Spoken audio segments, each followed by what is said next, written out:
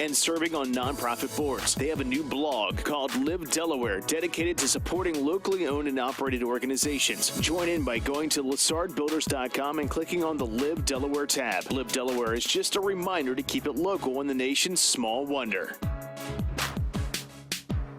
Delaware 105.9.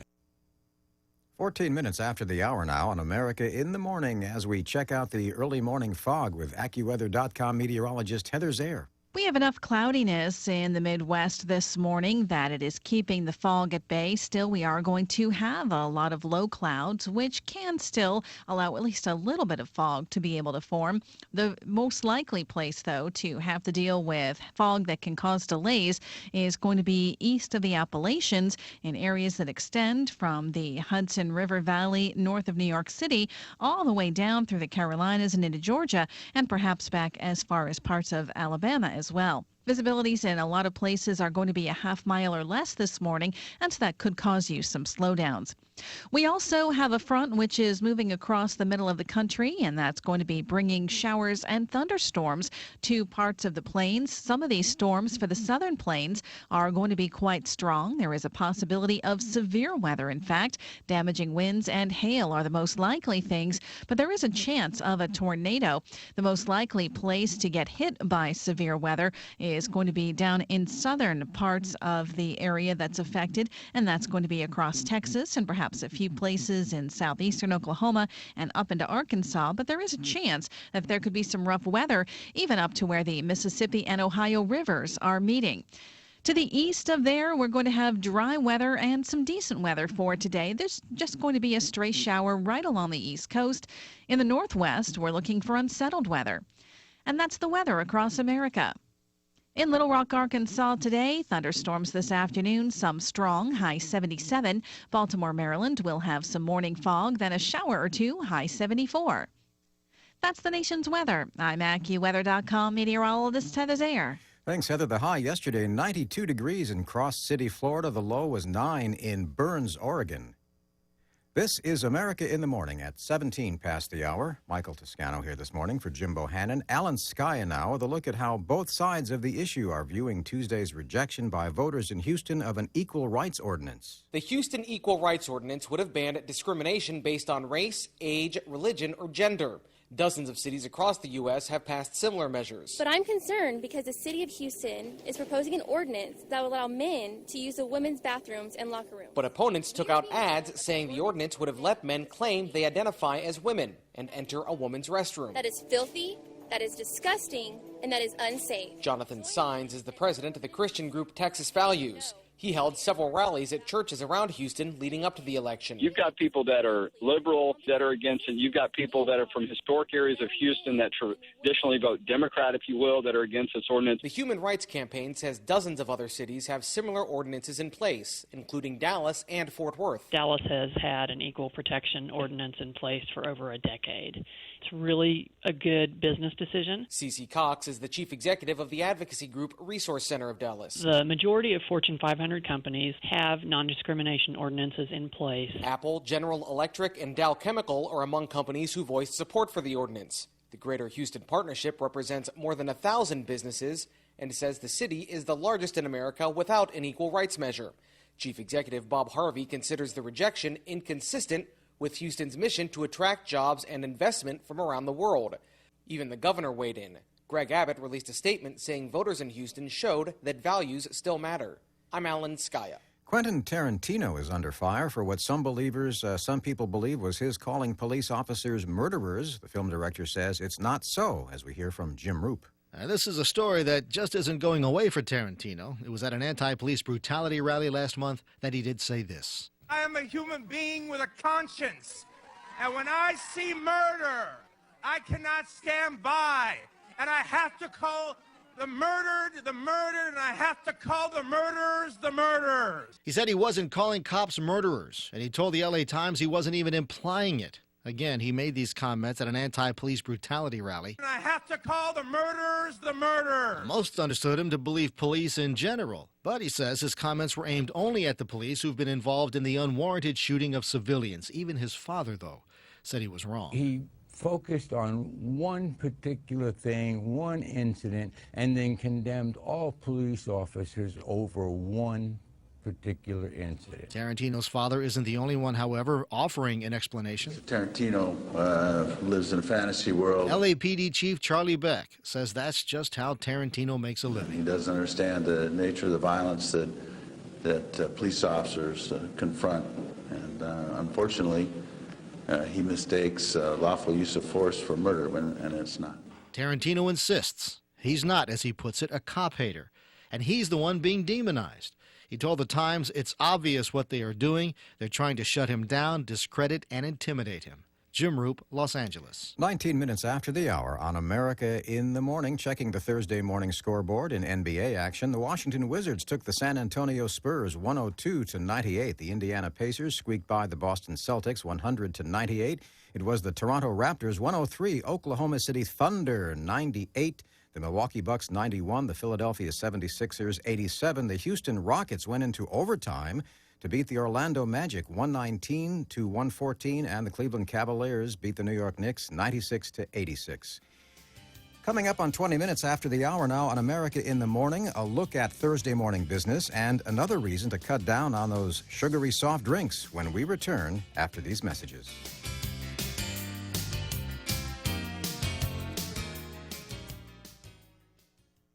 Advance Auto Parts knows what makes a car guy a car guy. It's working through the unexpected surprises that spring up with every project. It's character, and it isn't rattled by a little thing like a dead battery, especially when you can get a new one online at advanceautoparts.com and pick it up in store just 30 minutes later.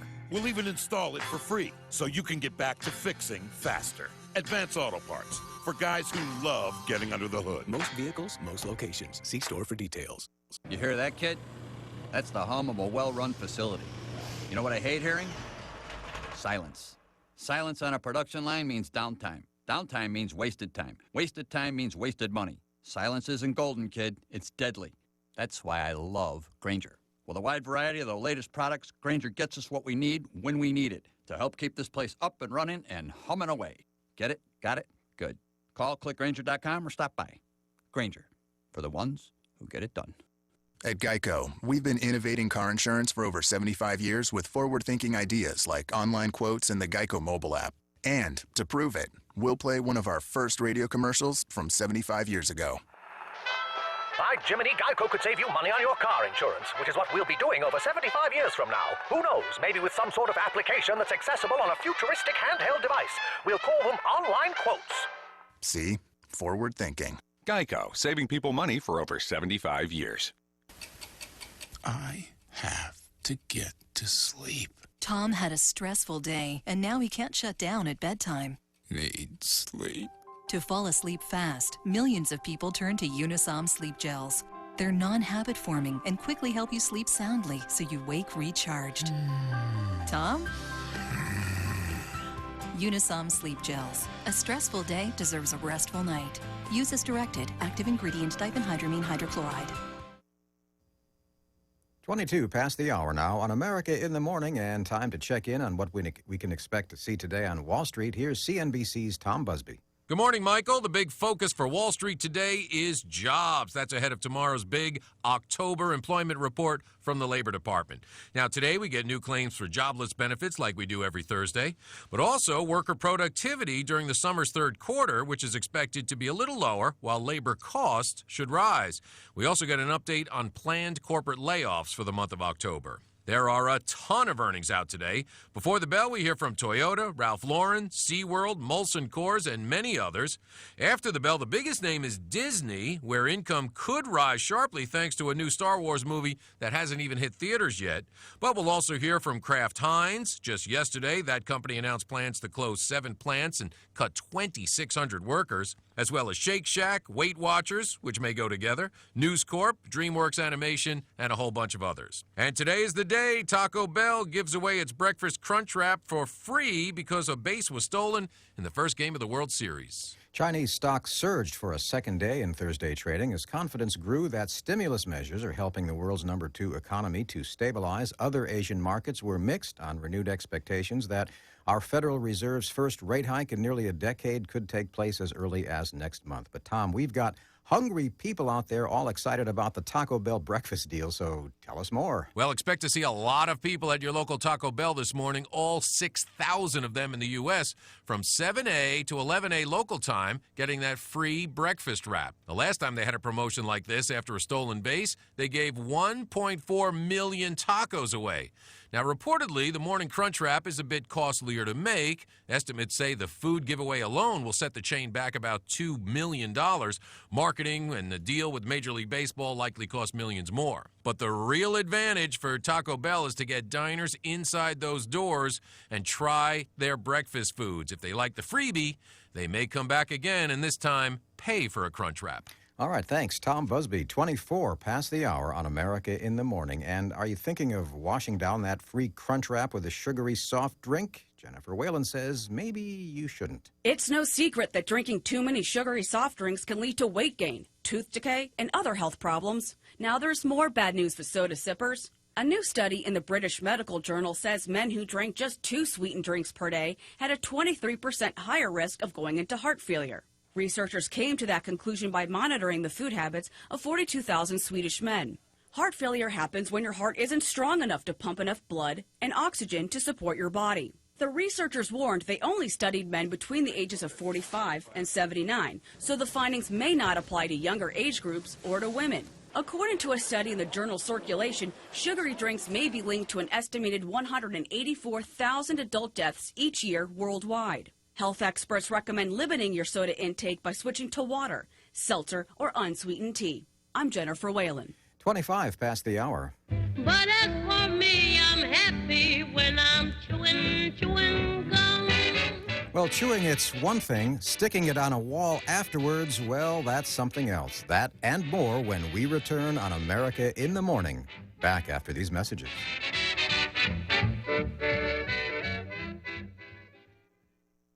Are you ready to take your diabetes management to the next level? Put the Contour Next meter to the test and challenge your meter.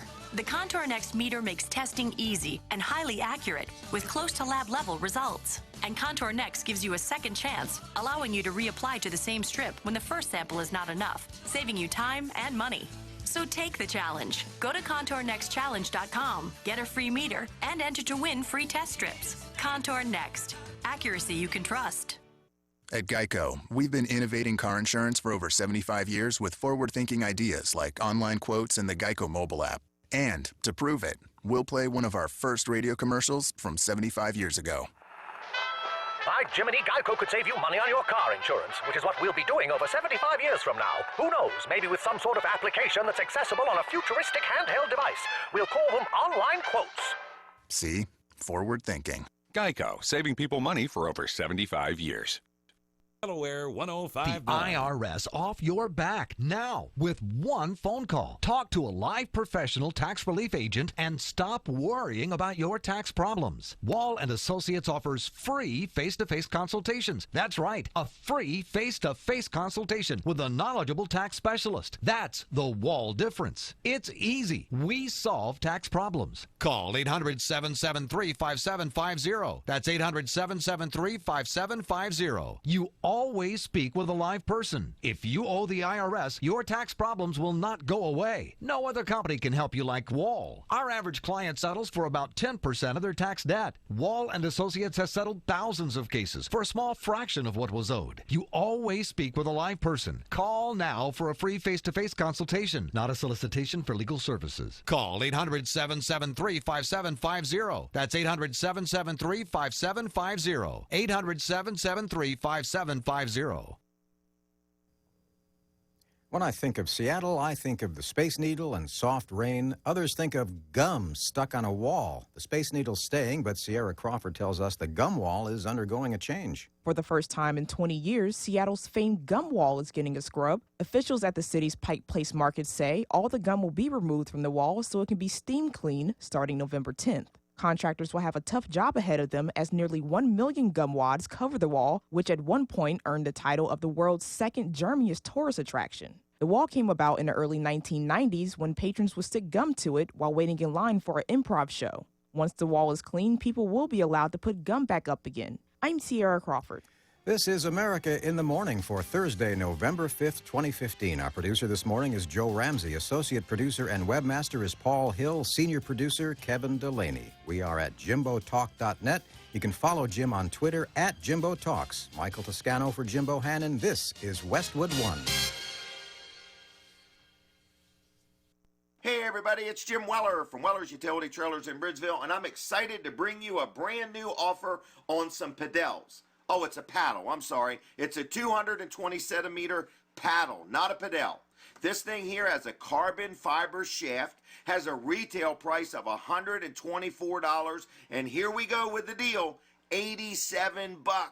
$87 for a brand new paddle with a carbon fiber shaft, very strong, extremely lightweight, and two of them for $150. This is a you snooze, you lose offer, so if I run out of them, I can't get any more. So give me a call at 337-8228. Better yet, grab your cash and make a dash and come on into Weller's on Route 13 in Bridgeville. Also, you can friend me on Facebook. I'm the Jim Weller from Delaware. You can check out my website, which is wellers.com. But if you need a new paddle and you want an extremely lightweight one, this one here is for you, and the deal is real. Come see me. Local news first, then CBS News. Every hour on the hour. Whatever happens next happens here. We're Delaware 105.9. All right, let's go to the news center here this morning. Kelly Steele is with us. Good morning, Kelly. Hey, good morning, Dan. National Weather Service issuing a dense fog advisory for Sussex and Kent counties effective until 10 o'clock this morning. Forecasters say visibility could be reduced to about a quarter mile or less, making driving a little bit difficult this morning. And as you might have guessed, because of the fog, we do have some school delays already. I'm sure we're going to add to this list. Here's what we know right now. Lake Forest and Wicomico County schools are running on a 2-hour delay. Worcester County schools opening 1 hour late this morning. That's all I've got for you at right now. If the list gets longer, I'll be sure to pass the information to you. Motorists being urged to slow down, allow extra braking distance, allow extra time in getting to your destination, and of course, use only your low beam headlights on your commute this morning. Be safe.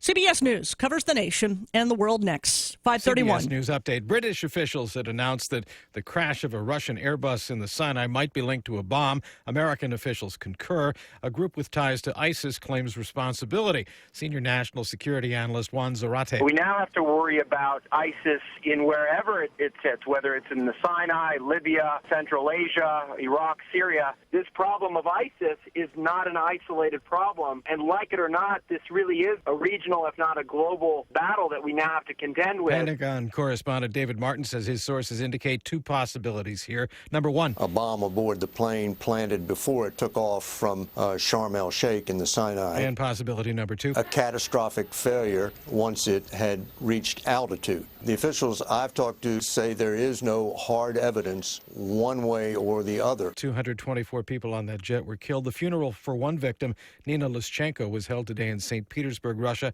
at a church that dates back to the 16th century. CBS News Update, I'm Dave Barrett. As a soybean grower, what's it mean when DuPont Pioneer says we're with you from the word go? We deliver seed when, where, and how you need it. We have varieties that stand up to frog eye leaf spot and many other diseases. Your local Pioneer team is on call to deliver the service, products, and information you need for your soybean acres. You call, we're there. Pioneer brand soybeans are built to produce and protect yield on your ground year after year. Pioneer, with you from the word go. What's it mean when DuPont Pioneer says we're with you from the word go?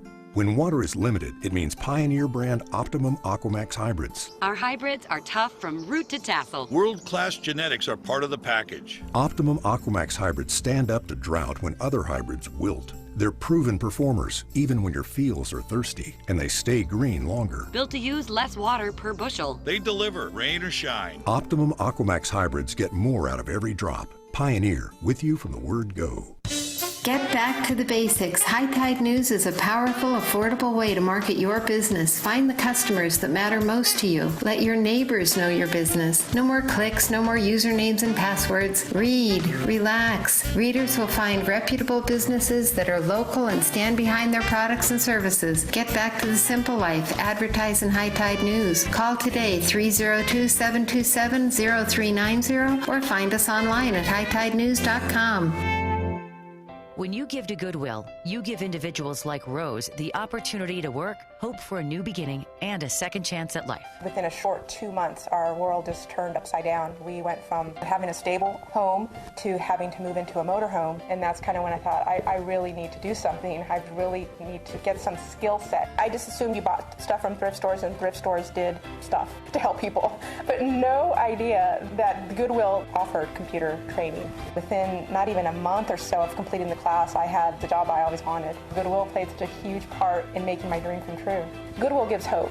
Goodwill gives you the opportunity to be able to better yourself, which in bettering yourself, you better your family, you better your community, you better everybody around you. It's a ripple effect, and it starts with Goodwill. Your donations to Goodwill give someone job training and the skills they need to support themselves and their families. To hear how your donations have impacted the lives of individuals like Rose, visit goodwillde.org. Goodwill, we are more than the store. When you give to Goodwill, you give someone hope. Remember Jared Morris today at 3 on Delaware 105.9.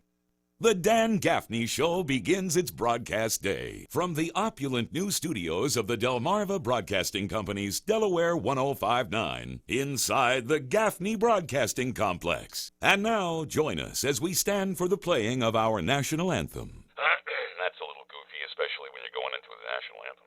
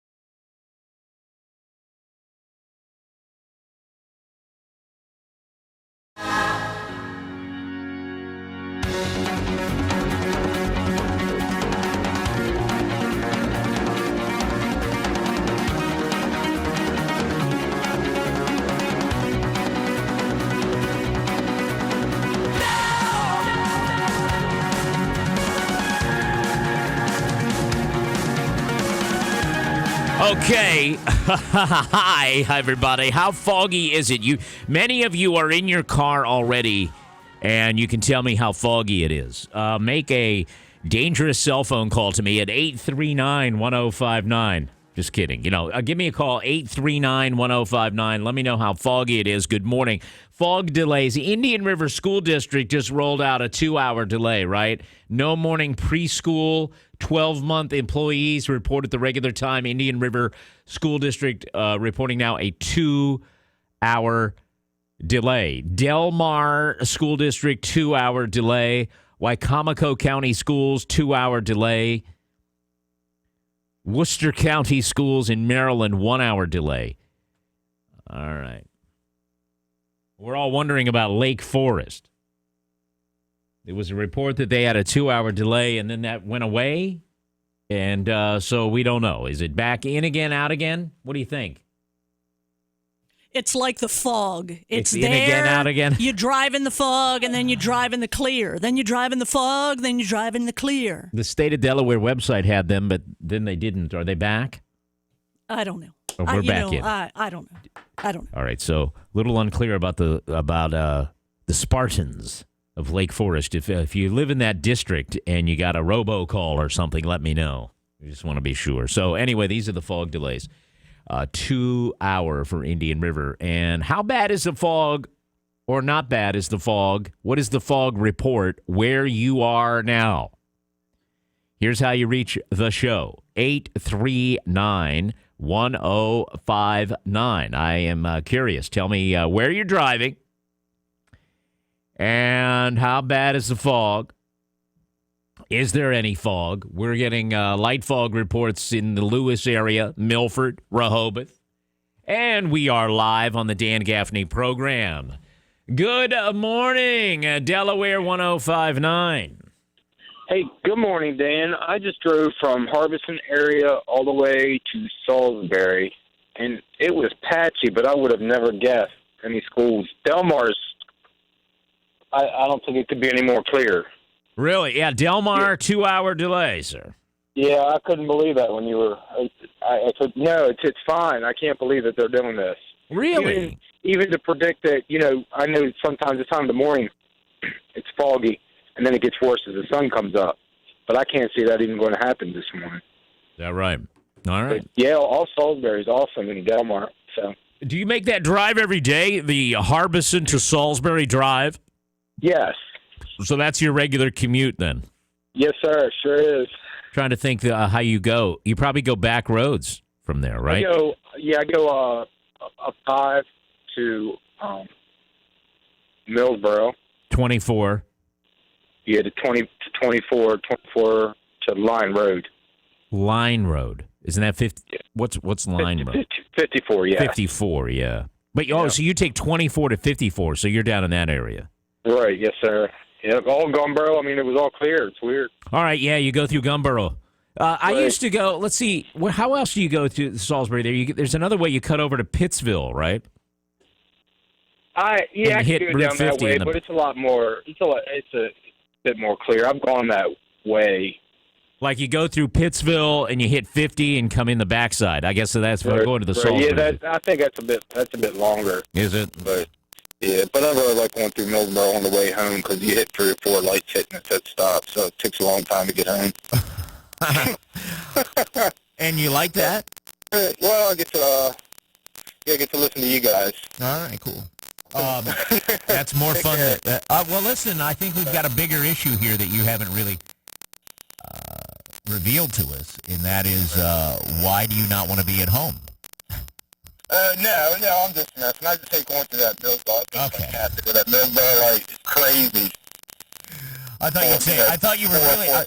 What I thought you were really saying was, I'd rather sit in traffic than be home at my house.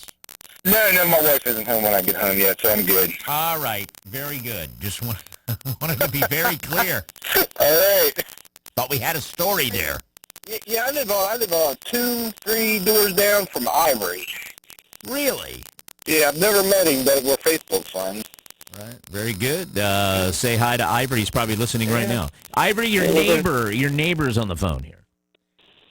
Thank you for the call, and it's 5:41. So he says he's surprised there's school delays in that district, Delmar. So, well, whatever. We don't make the rules. We only report it. And I am here to hear from you.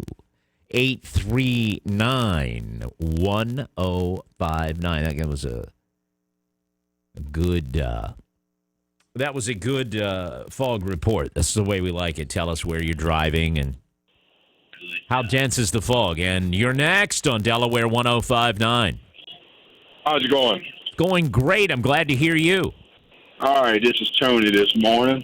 Hey, Tony. All right, this morning I've been from Dover up to Newcastle, Delaware.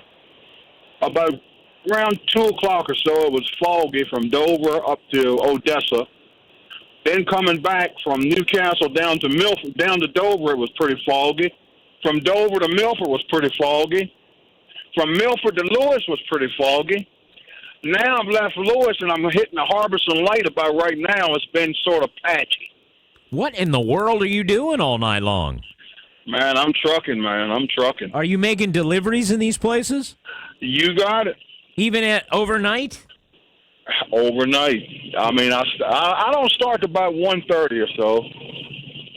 I have to go all the way up to Newcastle and pick my trailer up and come back to Dover and start my deliveries. And where are you delivering at, 1, 2, 3, 4 in the morning? I deliver at car dealerships. Really? So you're dropping automobiles off? No, automobile parts. Parts. Yeah. I'm fascinated. Is there somebody there to meet you at 2 in the morning? Oh, no. I have access to get in. Oh, I got you. Very good. Parts guy. Thank you so much, Tony. All right. Love it. I'd like to know, that's fascinating to me, what people are doing. How about that? Delivering parts. Good morning, Delaware 105.9. Thanks for that report. It was a very, very good fog report here. This morning we are talking about dense fog. It has some schools delayed. The best report is yours, though. Good morning. You're on Delaware 105.9. Well, good morning, Dan, and good morning, neighbor down the road. Dan, I just woke up. I was listening to my neighbor, and I'm getting ready to go get myself some coffee at Donut Connection. I guess I better drive real careful, buddy. That's right. Your neighbor told you how foggy it was. Yeah. The neighbor is so cool. I got to one time take a chance to meet him, man. He is so cool. That is all right, Dan. I like that. Well, look, everybody have a good morning. I'm getting ready to slowly get out here and have some coffee. Your neighbor thinks he lives next to a celebrity with you down the street. Nah, ain't nobody but me. Remember, I am the guy the aliens landed near my crop field and made those crop circles. So if they would come to Harbison for something important like that, maybe I am a celebrity, Dan. I don't know. Right. Thank you. Thanks. Delmar, 2-hour delay. Indian River School District, 2-hour delay. It is being reported that Lake Forest has a 2-hour delay. Polytech School District, 2-hour delay. The Salisbury School, 2-hour delay. Wicomico County Schools, 2-hour delay. Worcester Preparatory School, 2 hours delay. And Worcester County Schools in Maryland, 1-hour delay. How is the fog where you are? 839-1059. 839-1059. Shocking news item, really, that the Department of Defense, U.S. government Department of Defense, has been paying for those patriotic displays you see at sporting events.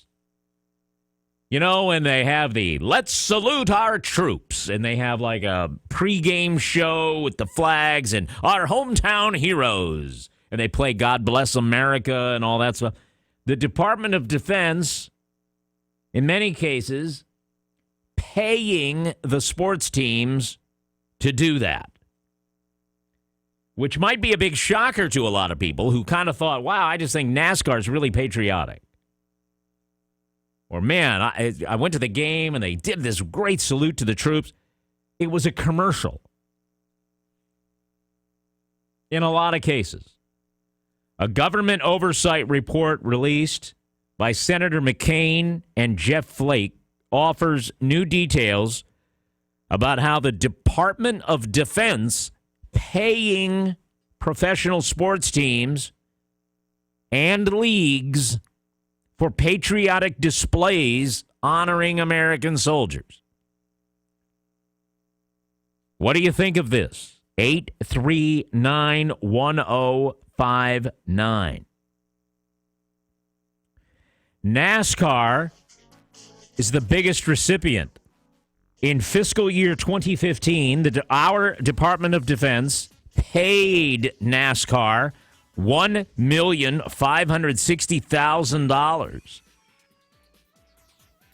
Included were personal appearances by Richard Petty and the Richard Petty Driving Experience ride-alongs and things of this nature. All a part of Department of Defense propaganda tool. You might call it propaganda. You may like the propaganda, but it's propaganda nonetheless. There's a 145-page report says the Department of Defense has paid 18 NFL teams, 10 Major League Baseball teams, 8 NBA teams, 6 hockey teams, 8 soccer teams. They pay NASCAR They also paid Indiana University, Purdue University. The Atlanta Falcons, for instance, were the top recipients. They got $879,000 over 4 years. New England Patriots getting $700,000. Buffalo Bills, $650,000. Paid patriotism.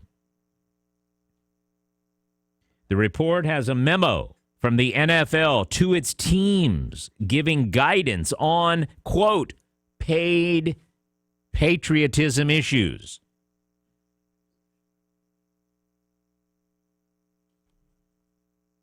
There's one situation here where the Milwaukee Brewers were paid $40,000 to have God Bless America played.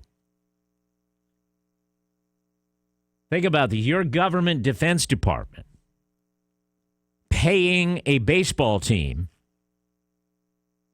to play God Bless America. They're paying for that.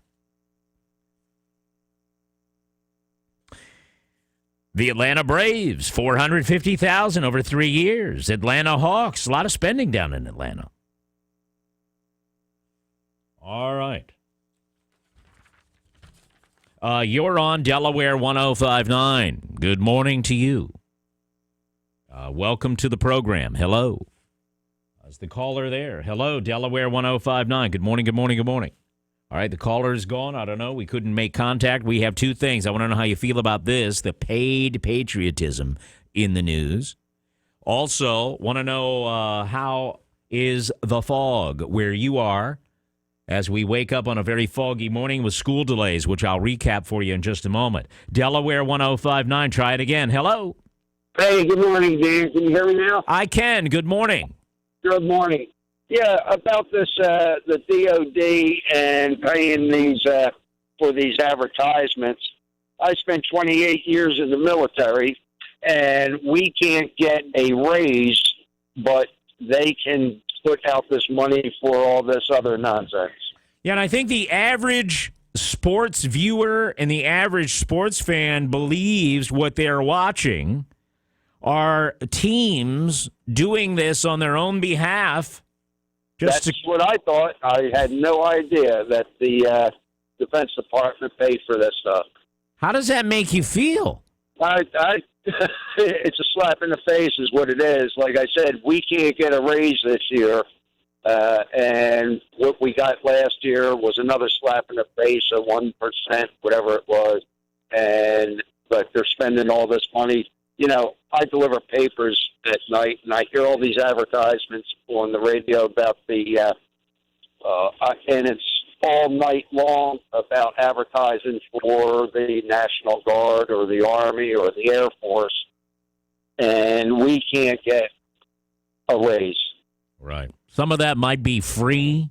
Some of that might be spots playing on Phil. Some of it might be paid for. I have no idea, but you know, I think what's interesting is beyond more obvious methods of advertising, it's them paying to have that celebration. They're talking about, let's salute our hometown heroes, and they have a flyover and all this stuff. The military, no idea. Yeah, the military's paying them to do it. Yeah, exactly. Because isn't that the definition of propaganda? That's a government paying for displays to influence the public. All right. And I like the military. You know, I'm fine with the military. You wonder how many NFL teams might do it just to do it on their own. I don't know. It's a heck of a story, though, and it's unfolding this morning, and we'll tell you more about it coming up. And your phone call's on the way. Your favorite radio station doesn't play songs. This is Delaware 105.9. All right, here's your weather forecast now. Meteorologist Steve Williams, very foggy this morning. Low clouds and fog this morning along with the shower, then mostly cloudy this afternoon, high 71. A brief shower or two this evening, otherwise cloudy and mild. Areas of fog late, low 62. Fog tomorrow morning, otherwise breezy and warm. Periods of clouds and sun with a high 75. And then tomorrow night, cloudy and mild, a brief shower, and a low at 62. Cloudy and cooler, some rain Saturday, high 64. I'm Steve Williams in the Delaware 105.9 Weather Center. All right, low fog, low clouds and fog, as we say. 53 in Milford, 60 on the boardwalk, and dense to moderate fog throughout the area. We're taking reports from you if you're driving. You know, how bad is it? If it's bad at all, let me know. And here's what we have in terms of school delays. Asbury Child Development Center, 1 hour delay. Del Mar School District, 2 hour delay. Indian River School District, 2 hour delay. Lake Forest, 2 hour delay. Polytech, 2 hour. Salisbury School, 2 hour delay. Seaside Christian Academy, 1 hour delay. Somerset County School, 1 hour. Sussex Tech, 1 hour delay. Wicomico County School, 2 hour delay. Worcester County School, 1 hour. And Worcester Prep, 2 hours. You want to hear and you want to actually read what I just read, you can go to Delaware1059.com. And the list is right there. The comments, views, and opinions expressed on the air at Delaware 105.9 are those of the hosts, callers, and guests, and not those of staff, management, or advertisers at Delmarva Broadcasting Company. Commercial buildings all over Delmarva need energy-efficient and reliable roofing services. Protect your business with Delmarva Roofing and Coating. Specializing in residential, commercial, and industrial roofing systems, Delmarva Roofing and Coating has built a reputation for quality. With a Conklin system installed by Delmarva Roofing and Coating, the roof of your business will be able to withstand the weather and last for decades while consistently lowering your heating and air conditioning costs. Increase the lifespan of your roof and choose the roofing leaders of Delmarva. Delmarva Roofing and Coating. Find out more at delmarvaroofing.com. Don't miss the Waterfowl Festival, downtown Easton, November 13th through November 15th. Tickets $15 for all 3 days. Visit waterfowlfestival.org for more information. Are you a caregiver to an adult with any type of physical disability, or perhaps to a senior in frail health or in early stage dementia? If this is you, please listen. Easter Seals adult daycare services were designed with you, the family caregiver, in mind. Easter Seals can care for your family member during the day so that you can experience peace of mind while enjoying work or rest. And while you're away, you can trust Easter Seals to provide an active, nurturing environment where your family member is not only cared for, but is busy enjoying activities of their choice, while under the supervision of a nurse and activity coordinator. Easter Seals has been a trusted name in healthcare services in Sussex County since 1961. To take a tour of their recently expanded adult daycare facility in Georgetown, or to learn more about this very affordable solution in adult daycare, call 302-253-1111. That's 302-253-1111. Or log on to www.de.easterseals.com.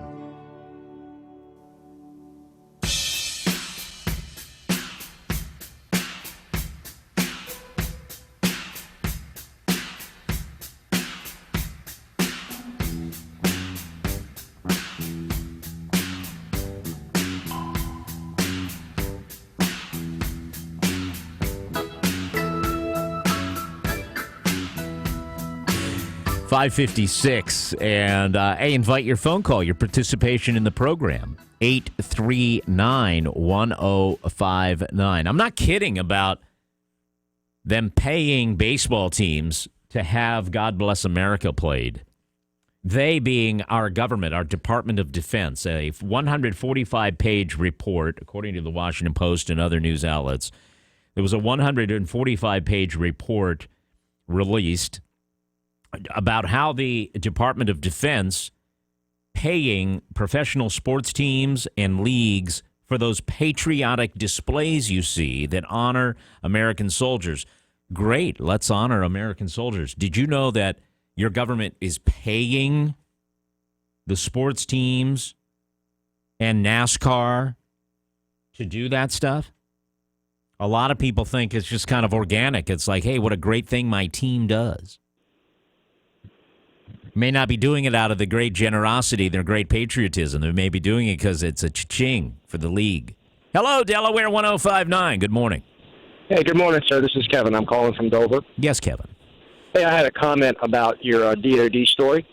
Please. I just wanted to take a little different take on it. First of all, I agree with the previous caller about the raises for military personnel. However, I think that we have to realize that we live in a country now where less than 1% of the citizens actively serve in the military, whether it's active duty or a reserve component. So when the DOD is out trying to get our young men and women or our prior service members to enlist or re-enlist into the military, they've got to do something that is going to intrigue them into looking into either enlisting or re-enlisting into one of the branches of service they may qualify for. I think the larger issue is why? Why do they have to do it that way? And if you're paying professional sports teams for patriotism, what does that say about the country as a whole? Well, that's the question I'm asking. I don't think it speaks well of the country that less than 1% of the people have the courage enough to serve in uniform. And then by proxy, as you go into different budget talks and stuff. Hey, listen, I have a hard break here. I'd love to hear you after the news if you'd like. I would certainly love to hear. It sounds like it might be military or recruiting. I don't know, but love to hear from you. We got to go right now, though. Delaware 105.9 news time, 5:59. Good morning, everyone. I'm Kelly Steele from the Weather Center. Clouds and fog this morning. Possible showers, too. Mostly cloudy then this afternoon, a high of 71. Dense fog is delaying some schools today. You want the list now? Go to our website at Delaware105.9.com. You want to hear me read the list? I'll have it for you right after CBS News at the top of the hour. A Wilmington woman suffers severe burns after candle wax explodes. I'll tell you about that, too, right after CBS News at the top of the hour. Denrec is inviting residents to recycle some old car tires at the Delaware State Fairgrounds in Harrington. That's on Saturday. The event, held by Denrec's Solid and Hazardous Waste Management Section, is scheduled from 8 a.m. to 2 p.m., rain or shine. Again, that's on Saturday. From the first town in the first state, this is WXDE Lewis.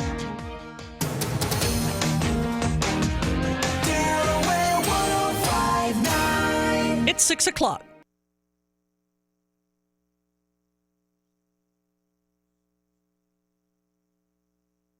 ISIS was behind the crash of a Russian jet in the Sinai Peninsula may not be an idle boast. There is a significant possibility that the Russian aircraft was brought down by an explosive device on board. Foreign Secretary Philip Hammond says flights between the Sinai and the UK have been suspended until further notice.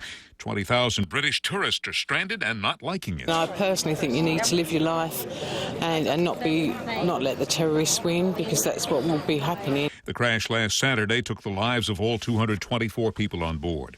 In this country, most Americans support sending U.S. troops to fight ISIS in Syria and Iraq. Live to CBS News correspondent Heather Bosch. Frank, a new survey shows 54% of voters would send in the troops. The Quinnipiac poll found 66% think the U.S. and its allies are losing the battle against ISIS, despite the ongoing airstrikes against terrorist targets in Iraq and Syria. The White House recently announced that up to 50 special ops troops will deploy to northern Syria, but they'll be mainly assisting local fighters. A man firing a high-powered rifle kept police at bay and disrupted flights at the nearby San Diego airport for more than 5 hours. Police Chief Shelley Zimmerman. As soon as they entered the residence, they were met with gunfire. One of the rounds just narrowly missed one of our police officers. The standoff, which apparently began with a domestic dispute, ended with a peaceful surrender. In Northern California, the man who used a hunting knife to cut 4 people on the University of California Merced campus was shot dead by campus police. Tributes to a dead policeman are coming down in Fox Lake, Illinois. Officials say Lieutenant Charles Joe Glinowitz was not gunned down in the line of duty. He committed suicide because he'd been caught looting police department funds. WBBM TV reporter Marissa Bailey. Investigators say Joe's wife, Melody, is cooperating with authorities and was questioned about possible stressors in her husband's life that could have led him to suicide. At this time, it's unclear how much she knew about her husband's criminal activity. A group that gave the family $15,000 after the shooting wants the money back. Kraft Heinz is closing 7 plants in this country and Canada and eliminating 2,600 jobs. The list of closings includes the century-old Oscar Mayer plant in Madison, Wisconsin, part of Fred Sisser's state Senate district. Oscar Mayer's is an institution. In the city of Madison, it's like a death in the family. The Hollywood film writer who brought a memorable extraterrestrial to life on the big screen and won an Oscar nomination for her work has died. E.T. phone home. E.T. phone home. Screenwriter Melissa Matheson was 65. She'd been fighting cancer. The family-friendly film was Matheson's stock in trade. She wrote screenplays for The Black Stallion and other movies that entertained a generation of children and parents. S&P futures are up 4.5 points. This is CBS News. The more you learn about your insurance coverage, the more gaps you might find. Like how you thought you were covered for this. Honey, someone stole my wedding ring. When you're really only covered for this. Honey, someone stole my Dakota ring. Oh, well, it was weird anyway. Or how with renter's insurance, you're covered for valuables, electronics, bikes, karaoke machines, waffle makers, superhero pajamas. And without it, you're covered for... Talk to a farmer's agent about what gaps might be hiding in your insurance. We are farmers. Bum, bum, bum, bum, bum, bum. I wish I could fall asleep. Jennifer had a stressful day, and now her mind is spinning at bedtime. I have a big day tomorrow. It's time for new Unisom Sleep Minis. The tiny capsules are non-habit forming and work fast. They're the little help busy people need to get a good night's sleep and wake recharged. Good night. New Unisom Sleep Minis. A stressful day deserves a restful night. Use as directed. Active ingredient diphenhydramine hydrochloride.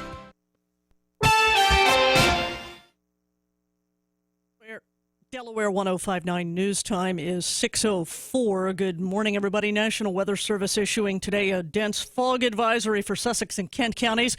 It's effective until 10 a.m. Forecasters say visibility could be reduced to a quarter mile or less, making driving a little difficult this morning. Motorists, of course, being urged to slow down, allow extra braking distance, allow extra time in getting to your destination, and use only your low-beam headlights on your commute this morning. Because of the fog, we do have school delays for you. Here are the 2-hour delays. Delmar School District, Indian River School District, Lake Forest, Polytech, the Salisbury Schools, Sussex Academy of Arts and Sciences, Wicomico County Schools also on a 2-hour delay. Worcester Prep is on a 2-hour delay as well. Now, opening 1 hour late, Asbury Child Development Center, Holly Grove Christian School, Seaside Christian Academy, Somerset County Schools, Sussex Tech High School, and Worcester County Schools opening 1 hour late. If you want that list, if you missed something I just said, go to our website, Delaware1059.com. Click on the bright red banner at the top of the page, and that's where you'll find all the information you need. As you head out the door this morning, Delaware State Police say a motorcyclist was killed when his bike collided with a car in Middletown. Happened about 1:20 Wednesday afternoon on Summit Bridge Road. Troopers say 76-year-old Robert Fleisch of Middletown was driving north when he tried to make a left turn onto Old Schoolhouse Road. Police say Fleisch drove into the path of a motorcycle driven by 50-year-old William Yule of Bear. Investigators say the motorcycle hit the side of the car. Yule was thrown off his bike. He was pronounced dead at the scene. Fleisch was not hurt in the crash, which is now under investigation. A woman is nursing significant burns on her head and shoulder. This is after she tried to transfer wax between candles. Wilmington firemen called to help the victim at her home on West 4th Street Monday afternoon. The victim was taken to Crozer Chester Medical Center. She had second and third degree burns. Fire authorities are warning you the candle wax in liquid form is extremely flammable. It's hot. How did she get it on her head? Dan, I just report the news. Transferring... she was pouring one candle to the other candle. I guess maybe a flare-up. They says the wax is hot. I'm wondering how she got the wax on her head. A flare-up of the fire and the wax. That's a guess. It's splashed. That's a guess. I'm thinking she's laying down with two candles. And she's pouring it over her head. Probably no. A Division of Motor Vehicles facility is formally renamed as a tribute to a former state official. Newcastle DMV, now renamed after former Delaware Public Safety Secretary Karen Johnson, who was credited with the planning and securing of funds for the facility. Johnson died more than 10 years ago, but her surviving spouse, Delaware Superior Court Judge Charles Butler, says her influence helped transform customer service at the DMV. The folks behind the counter are all pleasant to deal with, and the old gimmick of having to turn around and come back again seems to be a thing of the past. So the division has come a long way since this building was built, and we all like to think that Karen had something to do with that. The renaming was made official by the governor's signature on a resolution passed by the General Assembly. Delaware 105.9 news time is 6:08. Now it's time for Schofield on Sports. In NBA action last night, Bradley Beal's three-pointer with just 0.3 seconds left lifted the Wizards to a 102-99 win over San Antonio, snapping the Spurs' three-game winning streak and improving Washington to 3-1 on the young season. Beal finished with a game-high 25 points on the night. In Milwaukee, the Sixers dropped their fourth straight to open the year, losing 91-87. Jahlil Okafor continued his strong start, though, with 21 points and 6 rebounds, while Nerlens Noel added 17 points and 12 boards. On the high school scoreboard in field hockey, Megan Fry scored a pair of goals, and 6 other Bucks scored as Milford beat St. Thomas More 8-0, and Seaford played McKean to a scoreless tie. While in boys soccer, Seaford beat St. Thomas More 7-3. The DIAA Girls Volleyball State Tournament first round is tonight as Cape takes on Conrad, followed by Del Mar and Appo, with both games at Cape Henlopen High. And St. Thomas More is hosting Brandywine. Polytech and Smyrna have opening round byes. That's Schofield on Sports on Delaware 105.9. From the Delaware 105.9 Weather Center, again, that dense fog advisory in effect for Sussex and Kent counties until 10 o'clock this morning. Clouds, fog, possible showers to go along with everything else. Mostly cloudy then this afternoon, a high of 71 degrees. There are school delays. You can find that complete list all morning long on our website at Delaware1059.com. A high today, by the way, 71. It's hot out the door this morning. 62 in Long Neck. Hot. 62. 61 on the beach in Lewis. 56 in Milford. All we're missing, Dan, is sunshine. We had a great call from Dover a minute ago. If that guy's still around, I'd love to hear from him. What do you think of this report that the Department of Defense paying sports teams for paid patriotism? In other words, not blatant recruitment commercials where this is the Army. We're asking you to join us. Here are the benefits of joining. Here's what happens when you join. Not that kind of, go see a recruiter today. Not that. That's not what we're talking about here. We're talking about paying sports teams to have those patriotic displays that you see. With the flags flying and they're singing God Bless America and the honoring our troops. I love honoring our troops. I think we should do that. But did you know that some of those are being paid for by the Department of Defense? Your tax dollars, military tax dollars, Department of Defense. That's what a government oversight report is suggesting. And it's in the news today. How do you feel about that? 839-1059. This is a report that kind of expands on something that came out last spring. And is the average fan thinking the teams are doing this on behalf of the military? I'm almost guaranteeing you that you do think that. I'm almost guaranteeing you that when you see your favorite team or before two teams play, you see, please join us as we salute our heroes. And they do this display. You almost, everybody thinks the teams are doing that to honor troops just because it, plays well with the crowd. That might not be the case. I'm asking how you feel about this report that says the Department of Defense pays for that. Public relations, PR. And again, recruitment commercials, recruitment advertising, printed flyers, advertising materials. That's one thing. Isn't this something completely different? When you're paying, for example, when you're paying the Milwaukee Brewers baseball team $40,000 so that they'll play God Bless America. Really? That's what the news is today. It's what Senator McCain is saying. NASCAR was the biggest recipient.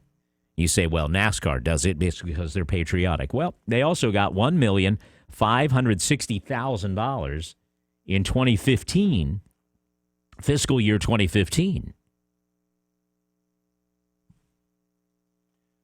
to put on those patriotic displays. More than $10 million was paid to teams in the NFL, Major League Baseball, NBA, NHL, and the Major League Soccer. And in the oversight, it says, over the course of this effort, we discovered a startling fact. The Department of Defense cannot accurately account for how many contracts it has awarded or how much has been spent. Its official response to our request, this is the Oversight Committee, only accounted for 62% of its 122 contracts with major league teams. They were able to only uncover 70% of the more than $10 million it actually spent on those contracts. The Department of Defense, like our last caller, indicates this is for recruitment. The purpose of this is to support recruiting. All right. Make that case. These aren't for blatant recruitment ads, though. The Atlanta Falcons were the top recipient, $879,000 over 4 years. Buffalo Bills, $650,000. New England Patriots, $700,000. Atlanta Braves, baseball, $450,000. The Minnesota Wild hockey team gets $570,000 over the last 3 years to put on patriotic displays. Taxpayer-funded, paid patriotism and perks is what one of the oversight people is calling this. The perks being, hey, you're paying, we'll give you some tickets too. So the, the brass or whoever can go to the game. Interesting. All right, Terry and Laurel, you're on Delaware 105.9. What do you think about this? I really don't. I'm struggling with the word to describe it. I think it's probably the most disgusting thing I've heard of in quite a while. Why would it be? Why is it disgusting in your words? Because, like you said, the way it's always presented is that the team's honoring the troops or honoring our heroes and all this, and they really play it up like the team's really doing something, and then to find out that they're getting paid for all this, and then the amount that you just said, it almost sounds like some of these teams literally do it all the time. Right. To get that many hundreds of thousands of dollars, they had to have been, pretty much at the beginning of every game they must have been doing it, Right. And how is this different? Look, this is a question, not really an accusation, although it's a strong question. How is this different than, North Korea having a state-sponsored parade, where they line up the military and everybody marches and the crowds are there cheering and it makes it look like the people are cheering the military? I mean, how is this different? No, that's the reason why I find it personally disgusting, because it's not different. And it does reek of, some, big, communist party or whatever type style, propaganda stuff. This isn't even like promotion and PR. This is propaganda. If it's completely orchestrated, completely paid for by the military and all that. But the one thing that popped in my mind when you start this conversation is there's also a U.S. Army All-American game that's like high school football players. And part of the thing is where they, declare where they're going to go to college and all that kind of stuff. I wonder how much they pay on that, because since they have naming rights, they're paying something for that too. Interesting, right? Thank you so much. The report says they found $53 million in spending on marketing and advertising with contracts with sports teams from 2012 and 2015. $10 million of that went to the clubs themselves. John McCain used the word deceitful pro-sports paid patriotism in a tweet. Bill in Salisbury, how do you feel about it? Good morning, Delaware 105.9. It's like a smack, and I had no idea that any of this was going on. And I understand about recruitment and everything. I spent almost 30 years in the military, and it's we're getting it, in the rear as it is, taking care of us veterans. And now this, I mean, come on, we can't even get a pay raise this year, and they're spending this kind of money. Get this, you ready? According to NBC, the paid patriotism spanned a variety of activities: on-field color guards, performances of the national anthem, full field flag details, ceremonial first pitches and puck drops, hometown hero and wounded warrior tributes. And these organizations don't make enough money, they got to dip into, Keep in mind, if you're just tuning in, and I'm sorry to interrupt, I don't want you to get this is not the sports teams paying the military. This is the military paying for the ability to come out there and do a color guard. They're paying the sports teams. That's what I mean. These organizations aren't making enough money. Wow. And we can't get a raise in our pensions. It's ridiculous. I had no idea what, I'm going to write a couple letters this morning. I know that. All right, you got to read up on it, man. Thank you very much. Here's another example. According to the Senate Oversight Committee, here's another example. The Department of Defense paid to have an American flag unfurled across the Georgia Dome playing field during a 2013 Atlanta Falcons game. That's part of $315,000 marketing contract. In other words, that's our tax dollars, our Department of Defense, paying to unfurl the American flag across the playing field. And guarantee, we all watch that and we go, man, this team is awesome. They're patriotic. It makes me feel good. Then you find out, wait a minute, how are we being manipulated here? The Department of Defense is paying to do that.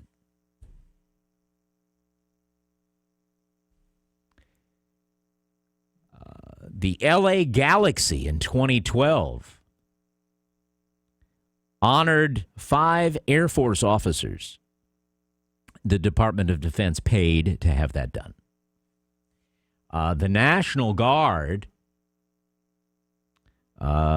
pays the Indianapolis Colts for use of a luxury suite and autographed items, pregame field visits, and cheerleader appearances. That's a little different. All right.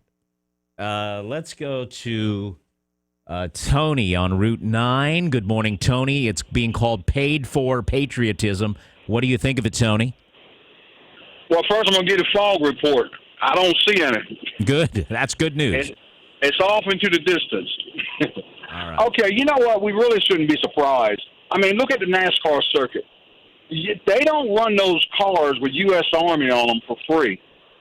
And they sit there and tell you it's sponsored by U.S. Army. So none of this stuff surprises me. I mean, you just figure how much TV commercial time costs for like a 30-second ad or whatever. So I'm not surprised at it at all. You really? It doesn't surprise you that they would pay a team to play God Bless America? No, it don't surprise me. Nothing my government does. I mean, yet they don't have no money. They cut back people's Social Security and their Social Security age and all that kind of stuff, but yet they spend money ridiculously like this. Thank you for the call, Tony, and thank you for the fog report. David on the road. Good morning, David. Where are you on the road? Where? I'm over near Route 50, 404 Route 50 on the way to Bay Bridge. What do you think of this story impacting today, sir? Two things. Fog from Ellendale to here is spotty. Not bad at all. Good, thank you. So, I blame the sports teams. I think it's good that we honor our military, and it's sad that these sports teams take money from our government to honor them. They need to do it for free. You know, if these folks went over there, they defended us, they need to be brought up on the podium and praised. But our sports teams are the ones at fault. That's the embarrassing part. If I had a store and I could give to them folks, I would. Or a platform, I could bring them and praise them. I would do it for free every game. Well, fine. That's the embarrassing part. Right. But you're blaming the person receiving the money. Yeah.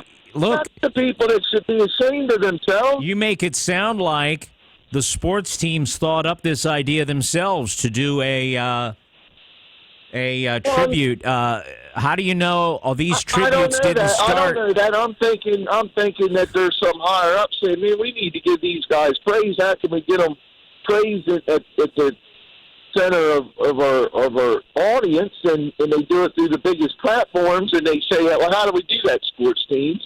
And the NFL and the NASCAR's folks are greedy, hungry CEO munchers, and that's what they do. Right. They take the government's money. You're saying if they came to them and said, "Hey, will you honor this guy before the game?" that they would say no? That's what I'm saying. They're saying, yeah, because they got to pay them money to do it.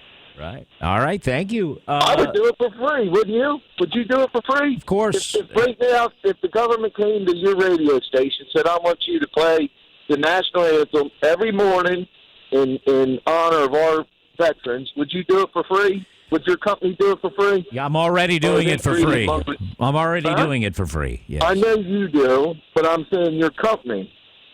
Would you run a spot every day at 9 o'clock to honor our people? If it was a paid commercial, if they came to you and said, we have money to spend, yeah, we would run that. It would be identified as No, I'm asking you, if I came to you, I'm a CEO from the National Guard, and I'm saying to WGMD Radio, I need you to play God Bless America every day at 9 o'clock just to honor our people. Would you do it for free? I don't know. Probably not. No.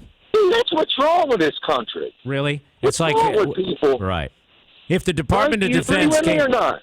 No, I don't, sir. I don't think that every business should give up shelf space, worker time, inventory, things like that to the government just because they ask. Okay, now if you want us to honor troops, yes, but what you're asking is giving up inventory for free is what you're asking.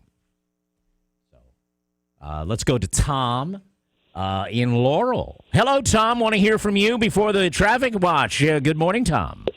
Hey, good morning, Dan. Laurel's clear on the fog.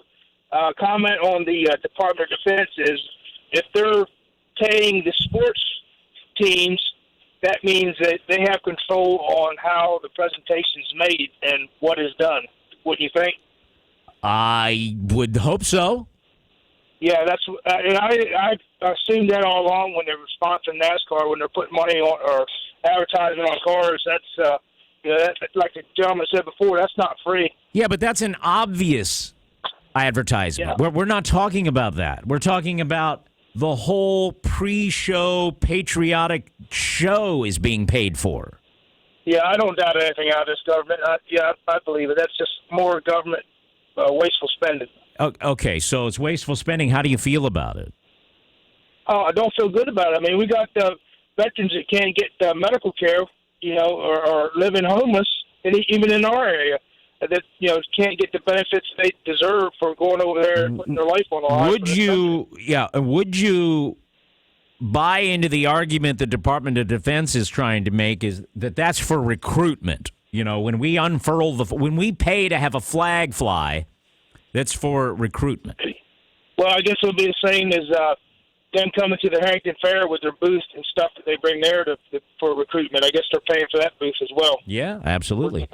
I would think so. 627, thank you for the call. 627 at Delaware 105.9. All right, let's go to Robin Bryson.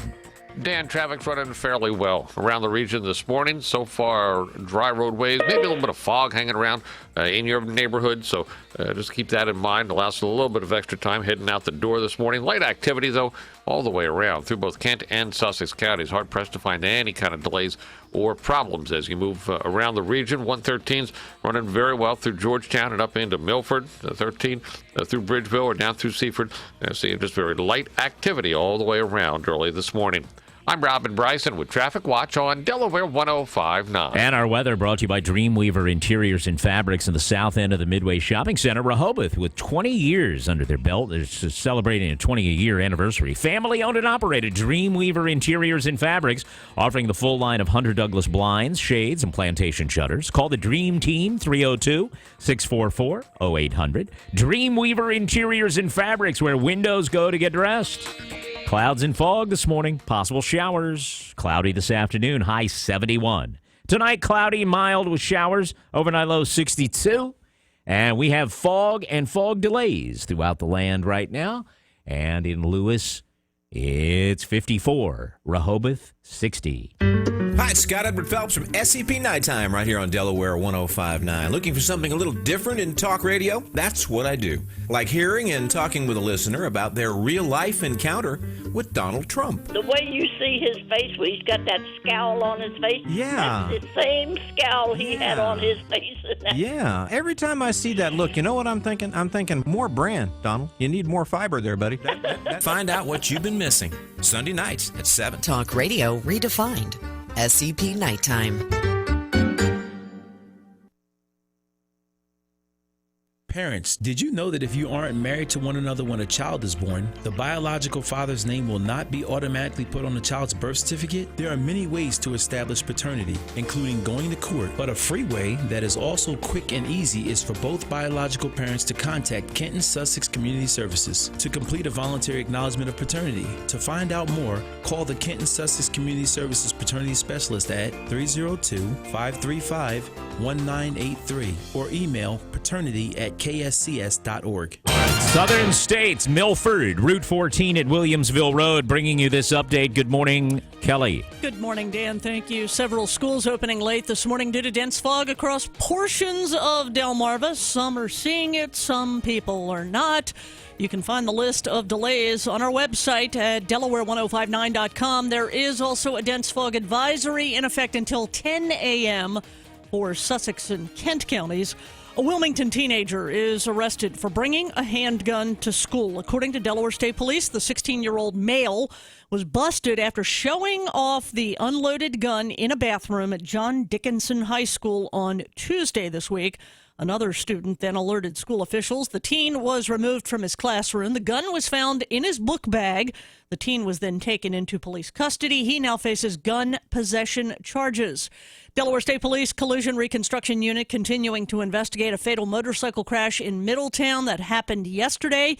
You can read all the details about that on our website at Delaware1059.com.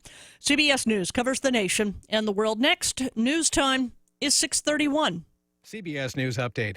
After that Airbus from a Russian carrier went down in the Sinai, the question is, how could that happen? Correspondent Jonathan Vigliotti. U.S. intelligence officials have been saying that there is a possibility ISIS or an affiliate of ISIS planted a bomb on the flight. But at this point, experts are really cautioning that more information is needed. From Cairo, CBS's Alan Pizzi. Theories about what caused the crash also include an engine fire or a fuel tank explosion caused by some mechanical failure. Bodies of passengers in the front and rear seating sections reportedly have different injuries, with the ones from the back showing evidence of being burned. Thousands of British tourists are stuck in Sharm el-Sheikh, where the jetliner's route originated, as Britain has ended all flights in or out of that city. Tourism industry analyst Angus Blair. Egypt's going to have to up the security all around the airports and elsewhere, and probably the rest of Egypt, frankly, to be able to bring about some comfort that the tourists are safe. CBS News Update, I'm Dave Barrett. Southern States of Milford has been serving Lower Delaware for over 60 years, keeping your lawns and gardens green and beautiful year-round. Southern States of Milford is your source for Echo, Steel, and Exmark power equipment. Southern States of Milford is the place for agricultural feed, pet, outdoor, and fuel needs. Need mulch, fertilizer, and landscaping supplies? Your local experts at Southern States of Milford have you covered. Call 422-8066. Southern States of Milford on Williamsville Road. Farmer owned since 1923. Don't miss the Waterfowl Festival, downtown Easton, November 13th through November 15th. Tickets $15 for all 3 days. Visit waterfowlfestival.org for more information. McFoy Refrigeration, Heating, and Air Conditioning is a family-owned and operated business here in Delaware with over 50 years of experience handling business customers' needs. Here's Craig McFoy. We service commercial industrial heating and air conditioning equipment. We do our best to keep it running and operating for the business owners, to keep them running and operating. Any business, any size, we'll take care of their facility. Don't leave your business's specialty cooling and refrigeration needs to just anyone. Call McFoy for 24/7 emergency service. As the service calls come in daily, they're taken care of daily. We know our business owners personally. We talk to them. They call us directly. If they have an emergency, they'll call me. They'll say, hey, Craig, I need somebody now, and somebody will be out. Refrigeration like walk-in freezers, reach-ins, deli cases, display cases, chillers, ventilation, air conditioning, and heating. Businesses, call McFoy Refrigeration at 424-8335. 424-8335. Dad, this is fun. I didn't think I liked kayaking. Well, I'm glad you enjoyed it, but I think it's time to head back in. Okay. Can we come back? Sure. Hey, be careful getting out of the boat. It's a kayak, Dad. I'm gonna return the kayak. Can we walk home? How about a taxi? It's a short fare from your neighborhood to your naturehood. Visit discovertheforest.org to find a neighborhood park or green space near you. Brought to you by the Ad Council and the U.S. Forest Service. Get your Plenty card at Exxon or Mobil and start earning points at lots of places. So I get points for filling up at Exxon? You sure do. What about getting coffee at Mobil? Points. Streaming TV shows on Hulu? Definitely. Points on my AT&T wireless bill? Yep. Buying soap? At Rite Aid. Buying you a birthday present? Points at Macy's. Visiting your parents? No. You get marriage points. Oh. Exxon and Mobil are the only fuel brands that are part of Plenty, the rewards program that lets you earn points at one place and use them at another. Join Plenty for free through a participating Exxon or Mobil station today. Terms and limitations apply. See plenty.com/partners for details. It's time now for the Delaware 105.9 Fishing Report with John Butler, heard every morning at this time. Good morning, anglers. Well, I spoke with Captain Joe at Lewis Harbor Marina yesterday afternoon in hopes of seeing our very first migrant striper caught in the first state. Unfortunately, no luck there. Of course, all this is kind of renewed after the report of a nice 55-inch striper caught near Cape May over the weekend. By the way, Captain Joe does tell me that there were folks out there trolling for him yesterday, but no luck. The tog action, though, right now, plenty of great action, and happy togglers are bringing back fish to the docks. Carolyn Baranowski, Candy Zentek, and Ruth Morse took a photo with their tog they caught aboard the Indian. A young man by the name of Nick Turner caught a 6.43-pounder, and several folks hit their limit aboard. Katie did. Incredible toggle action. Now, short stripers, blues, and flounder action, and the sea bass action is all doing very well. Some kingfish mixed in the action as well. What can you say? This time of the year is awesome. And by the way, a public service announcement, Denrec is holding another Old Tires Recycle event on Saturday for Delaware residents only. Rain or shine, 8 a.m. to 2 p.m. at the Delaware State Fairgrounds in Harrington. Get more information at Delaware1059.com. By the way, a quick did you know, Delaware produces over 750,000 scrap tires a year. All right, tight lines. Be safe out there. I'm John Butler with the Delaware 105.9 Fishing Report.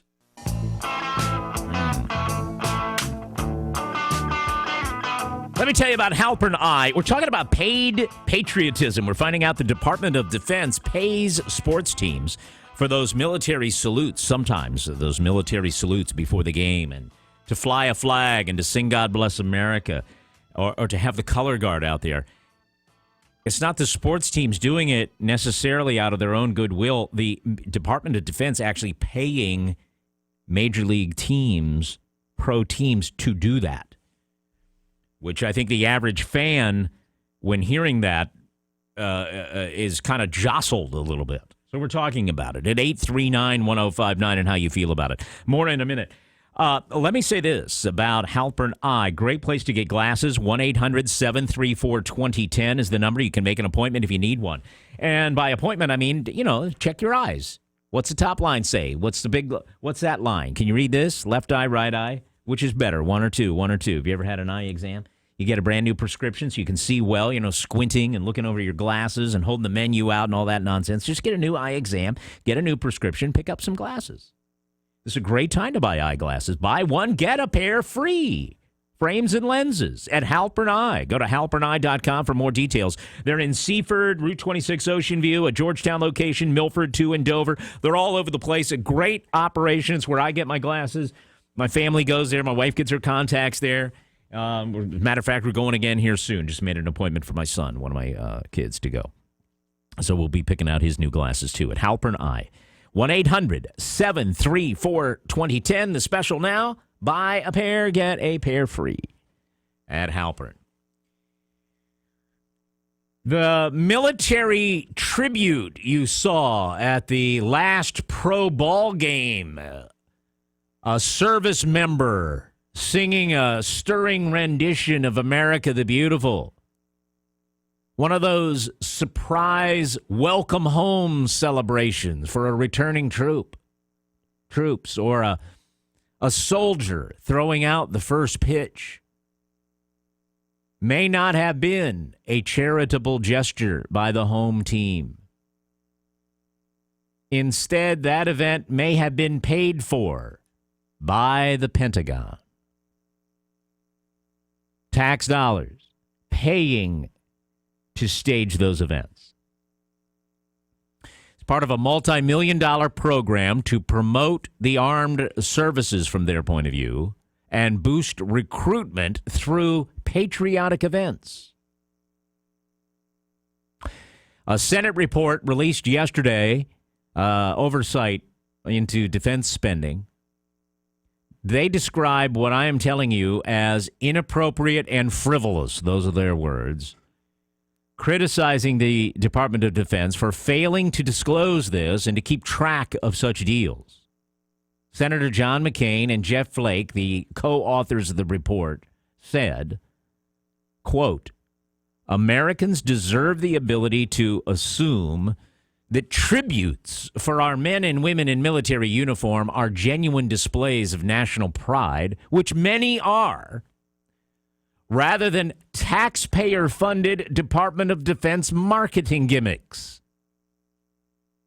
The paid marketing campaign cast a, quote, unfortunate shadow over genuine patriotic partnerships between military and pro sports clubs. There are genuine partnerships. That's the thing. You don't know what's real, what's real and what's paid. You don't know. There are genuine partnerships, the senator said. But the paid marketing campaigns, they say, cast an unfortunate shadow over genuine patriotic partnerships between the military and the pro sports clubs. They acknowledge that the Pentagon, since the start of their investigation, has been limiting what they called paid patriotism. That's what they call it, paid patriotism. But McCain is saying the Pentagon still cannot fully account for its past spending. The senators also criticized dozens of pro teams that took the Pentagon's money for this. Again, these are not blatant recruitment commercials, really. These are, let's pay the Milwaukee Brewers to play God Bless America, $40,000. Let's pay to have a flag unfurled. Let's pay to have one of these troops, one of our troops to throw out the first pitch. How about that? They say the paid patriotism spanned a variety of activities, on-field color guards, performances of the national anthem that the military's paying to have somebody sing, full-fledged flag details, ceremonial first pitches, puck drops, hometown hero, wounded warrior tributes. Some of that's real, Some of it's teams wanting to be patriotic for the fans. Some of it's paid by the Department of Defense. Well, anything wrong with that in your opinion? You feel it's deceitful? What do you think about it? Alvin in Broadkill on Delaware 105.9. Good morning. Good morning. Hi. Alvin, you're on the radio live. Well, my question is this. Have you thought about the... Hello? Yes, Alvin. Do you have your radio turned up? I'm on my cell phone. I understand. Well, go ahead, sir. Don't be nervous. Just talk to us. Well, what I wanted to tell you was, when you think about what's going on with the situation with Home Depot and Lowe's, they give you a 10% discount when you're a veteran and you go there. When you go to Walmart, you don't get a discount. And they're charging all these people for these green light bulbs. Look at the fortune they're making. And they're not giving you any discount. So what's the difference in those kind of things and like the other situations that are going on? Well, the other situation, none of what you mentioned to me is being paid for by your tax dollars, Alvin. Those are just private retailers wanting to do that or not do. Well, that's what the man asked you that you were talking to about your station. Right. You know. Alvin, why don't we talk about, hey, Alvin, why don't we just, can you actually tell me what you think about the paid patriotism at sports games? Well, I don't see any difference in it. No difference between that and Lowe's giving you a 10% discount. Have you seen the TV? All right. I simply cannot, and I'll blame myself if you want, I cannot follow that man's line of thinking. I just can't, and I'm not going to waste your time with it. Alex, you're next. Sorry. Hey, Dan. You know, I mean, does that mean that they can't put, Go Army ads on the outfield wall? Or no, I think that's not what the report is saying. There's one thing about, you're going to have to recruit and pay for advertising. But did you know that those displays, the flying of the flag, the singing of the national anthem, that's paid for? Right, and even if it is, I don't see a difference between the one kind of advertising and the other. One might be more subtle, but still, what was military recruitment like after 9/11? Because we stirred up, patriotic feelings and things, and we had sports figures. What was the name of the St. Louis Cardinals player, the tight end, or the receiver? Do you think it's okay then to have the government pay to try to artificially create patriotic feelings? I don't know if it's artificially creating it. Of course it is. Of course. How is it not? How is it not trying to create it when they're paying for the whole thing? Oh, I don't see that it's not creating it. All right. But I don't see the difference between paying for an ad that runs on in a newspaper, or radio station, or television, and paying to have a color guard come out and make people when they're taking their hats off, and young men that may be in the or young women too that may be at the ball game saying, I'm looking for something. I think I want to go and defend the country that I love, stirring those patriotic feelings and getting them to volunteer. That may be more effective than the direct advertising, that says, okay, here we go. I mean, we've got the Marines, and we advertise them on television, stressing that they're carrying food aid on their helicopters as they storm into a place, not that they're going into, necessarily break down walls or fight enemies. So I don't see, we live in a world where they've gotten, advertisers have gotten much more subtle in the way that they bring things out. They don't just come out and say, hey, here's a recruitment paper. Why don't you all sign this and pass those out as they go into the ball game? Right. So listen, to you, this is crafty and modern marketing. No problem, right? I don't see a problem with it. And it's, we're talking about a professional sports team in the same way that Taco Bell gave free tacos when there was a stolen base during the World Series. It's just another way of marketing using a game that is what is it, baseball, apple pie, and mom, or whatever it is. That's symbols of America. Right. Using that symbol or a football game or whatever it might be to help stir those patriotic feelings that are going to encourage people to volunteer, because we do have a volunteer army. If you don't feel patriotic or good about the country, why are you going to go volunteer? Your son volunteered, and I'm not saying he did it because of a color guard at the Nationals or Baltimore Orioles game. Right. But he had patriotic feelings when he went and volunteered. Stirring those things up is probably more effective than a 30-second spot during the ball game. Thank you very much. There's Alex, who doesn't see anything wrong with it at all. What do you think? We've had the range of opinion. Sickened by it, disgusted by the propaganda, someone comparing it to North Korea. Why are we any different? And then Alex, who says, no, this is just smart marketing for the government to take tax dollars and to put on these sort of displays, make it look organic, make it look like, the teams are doing it. And really, it's all being paid for by us, too. So he has no problem with it. What do you think? It's interesting. That's why we're here to take your calls, right? 839-1059, 839-1059. Traffic Watch. Robin Bryson at 648.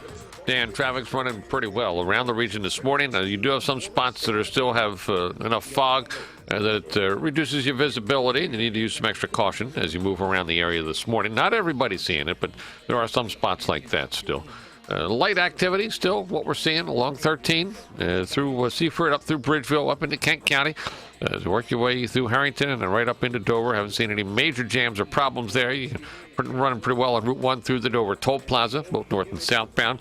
And Route 1 along the coast in Sussex County. Also in good shape around 5 Points. And heading down past Route 24, you run well across the Indian River Inlet Bridge, both north and southbound. I'm Robin Bryson with Traffic Watch on Delaware 105.9.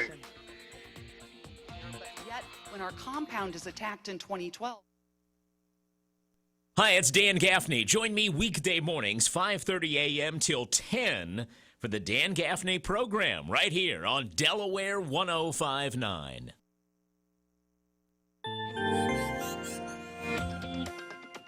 Here we go with check of the weather forecast at Delaware 105.9. Our meteorologist this morning is Steve Williams on this very, in some areas, foggy morning. Low clouds and fog this morning along with the shower, then mostly cloudy this afternoon, high 71. A brief shower or two this evening, otherwise cloudy and mild. Areas of fog late, low 62. Fog tomorrow morning, otherwise breezy and warm. Periods of clouds and sun with a high 75. And then tomorrow night, cloudy and mild, a brief shower, and a low at 62. Cloudy and cooler, some rain Saturday, high 64. I'm Steve Williams in the Delaware 105.9 Weather Center. All right, let's first of all look at the schools that have a 2-hour delay due to fog. 2-hour delay. Del Mar School District, Indian River School District, Lake Forest School District, Polytech School District, Salisbury School, Sussex Academy of Arts and Sciences, Wicomico County Schools, and Worcester Preparatory School. Here are the schools with a 1-hour delay. Asbury Child Development Center, Holly Grove Christian School, Seaside Christian Academy, Somerset County Schools, Sussex Tech, and Worcester County Schools, 1 hour. How do you know then, if for those who think it's okay to kind of pay to have a display put out there to create feelings in the country, how then do you know, and not knowing it until it's uncovered, what if there was a TV show, program, not a commercial, what if there was a program that was made to elicit certain feelings, and then you found out it was paid for by the government? You never knew that. You thought it was just the network running a show about something.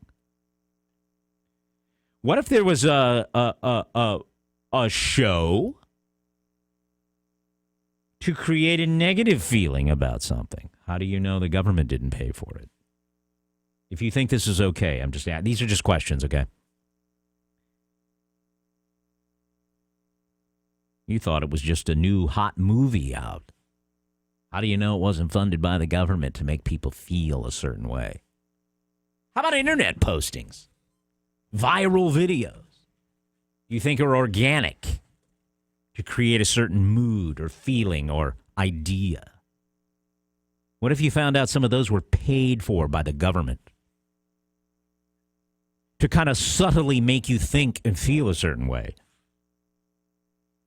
Brandon is in Seaford. Hello, Brandon.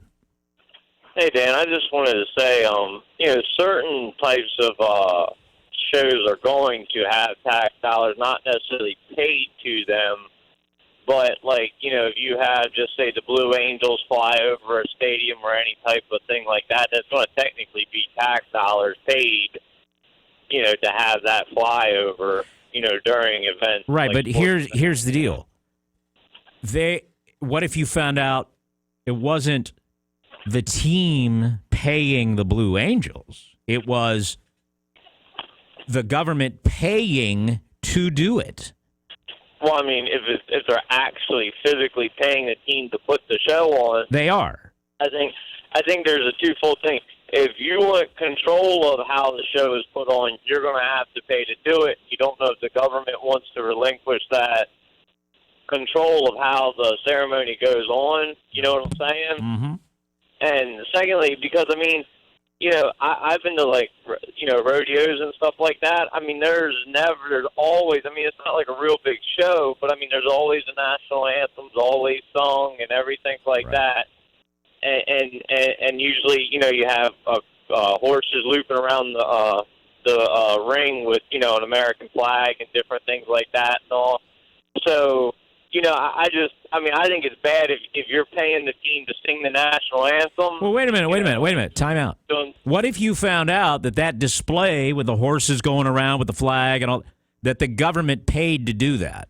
Well, it's that everyone. I'm talking about anything from the very smallest, dinkiest little horse show on. Well, I'm just saying. What's your? If it was paid for, then yeah, I think the government's wasting money. But there's certain ones that aren't paid for. You know what I'm saying? Like there are certain shows that are very small. People are doing it because they're patriotic. Look, right, but you don't know when you're watching a sports game which one is real and which one is paid for by the government. I agree with you, and I do think that that's wrong. If they're happening to pay somebody to sing the national, to have a team or before a game actually play the national anthem, I think that's wrong. Unless the government says, "Hey, we want so and so to perform this." Yeah. Here, we want you to go, or we're going to get them to go do it for you. Mm-hmm. You know what I'm saying? But, if you just have if you have a team and they have to be paid in order to sing it, that is wrong. But I kind of find that hard to believe that, they would be paying just to sing the national anthem and not to actually for the government to want to coordinate a show. They give an example of a team saying, "And to throw out our first pitch, we salute this soldier returning from Afghanistan." And everyone cheers. He goes out there. He throws out the first pitch. Then you find out. That's actually paid for, and that's one of the examples that were paid for by the government. Yes, yes. And then you're at an Atlanta game, and now stand to your feet as we unveil the American flag. And they pull the American flag across the field, paid for. Yeah, see, in my opinion, things like that that's the government. In my opinion, they shouldn't have to waste their money on that. Right, a homecoming, one of those homecoming ceremonies where we welcome back the returning soldiers of the National Guard, and here's their families that paid for. And just because it would actually irritate me if I found out like when the Redskins do a tribute to the Wind Talkers of World War II. So there's only a few surviving ones of them. If I found out that was paid for by the government, that would kind of tick me off a little bit. That they wouldn't do it on their own. You know what I mean? Right. Well, that's what Senator McCain is saying. This is insulting because it kind of blurs the line between, what's real and what's not. Hey, thanks, Brandon. Well, let's see what Alan thinks in Bethany. Hello, Alan. Hey, Dan. I was at a New York Jets Denver Broncos game last September, and they had one of those displays before the game. It was welcoming back this regiment to come back from Afghanistan. Yeah. And at the time, I didn't know it was paid for, and I didn't really care. After that was over, 3 of those guys came up to our section to sit down. They gave them seats in our section. Mm-hmm. As they come out of the tunnel and up the stairs, not just our section, but every section within 6 or 7 sections of us stood up and gave these 3 kids a standing ovation. And they didn't pay for a hot dog or a beer the whole time they were sitting there. Absolutely. And the NFL is running a business. And they dispose of players like paper towels. And it's a straight-up business. And what's the difference between that and spending $1.5 million for a 15-second spot on a Super Bowl? No difference. They called it deceitful. I'm using the senator's words. They call it deceitful because it's not indicated that it's a commercial you're watching. But basically. The Army has to recruit. The Navy has to recruit. They all have to recruit. That's right. And this is part of their recruiting tools. And if it's within their budget and they're not going outside the budget of their recruiting budget, then what's the big deal?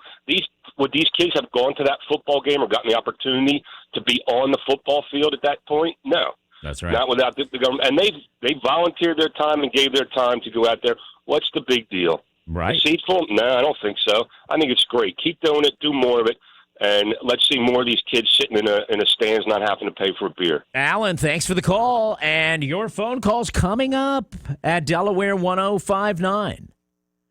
The news story today getting lots of attention. Obviously, the paid patriotism story is what it's called. And more coming up. Local news first on Delaware 105.9.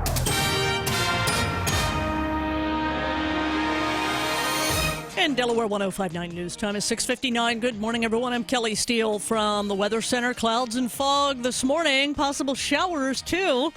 Then mostly cloudy this afternoon. A high of 71 degrees. Tonight looks cloudy and mild with showers. An overnight low of 62.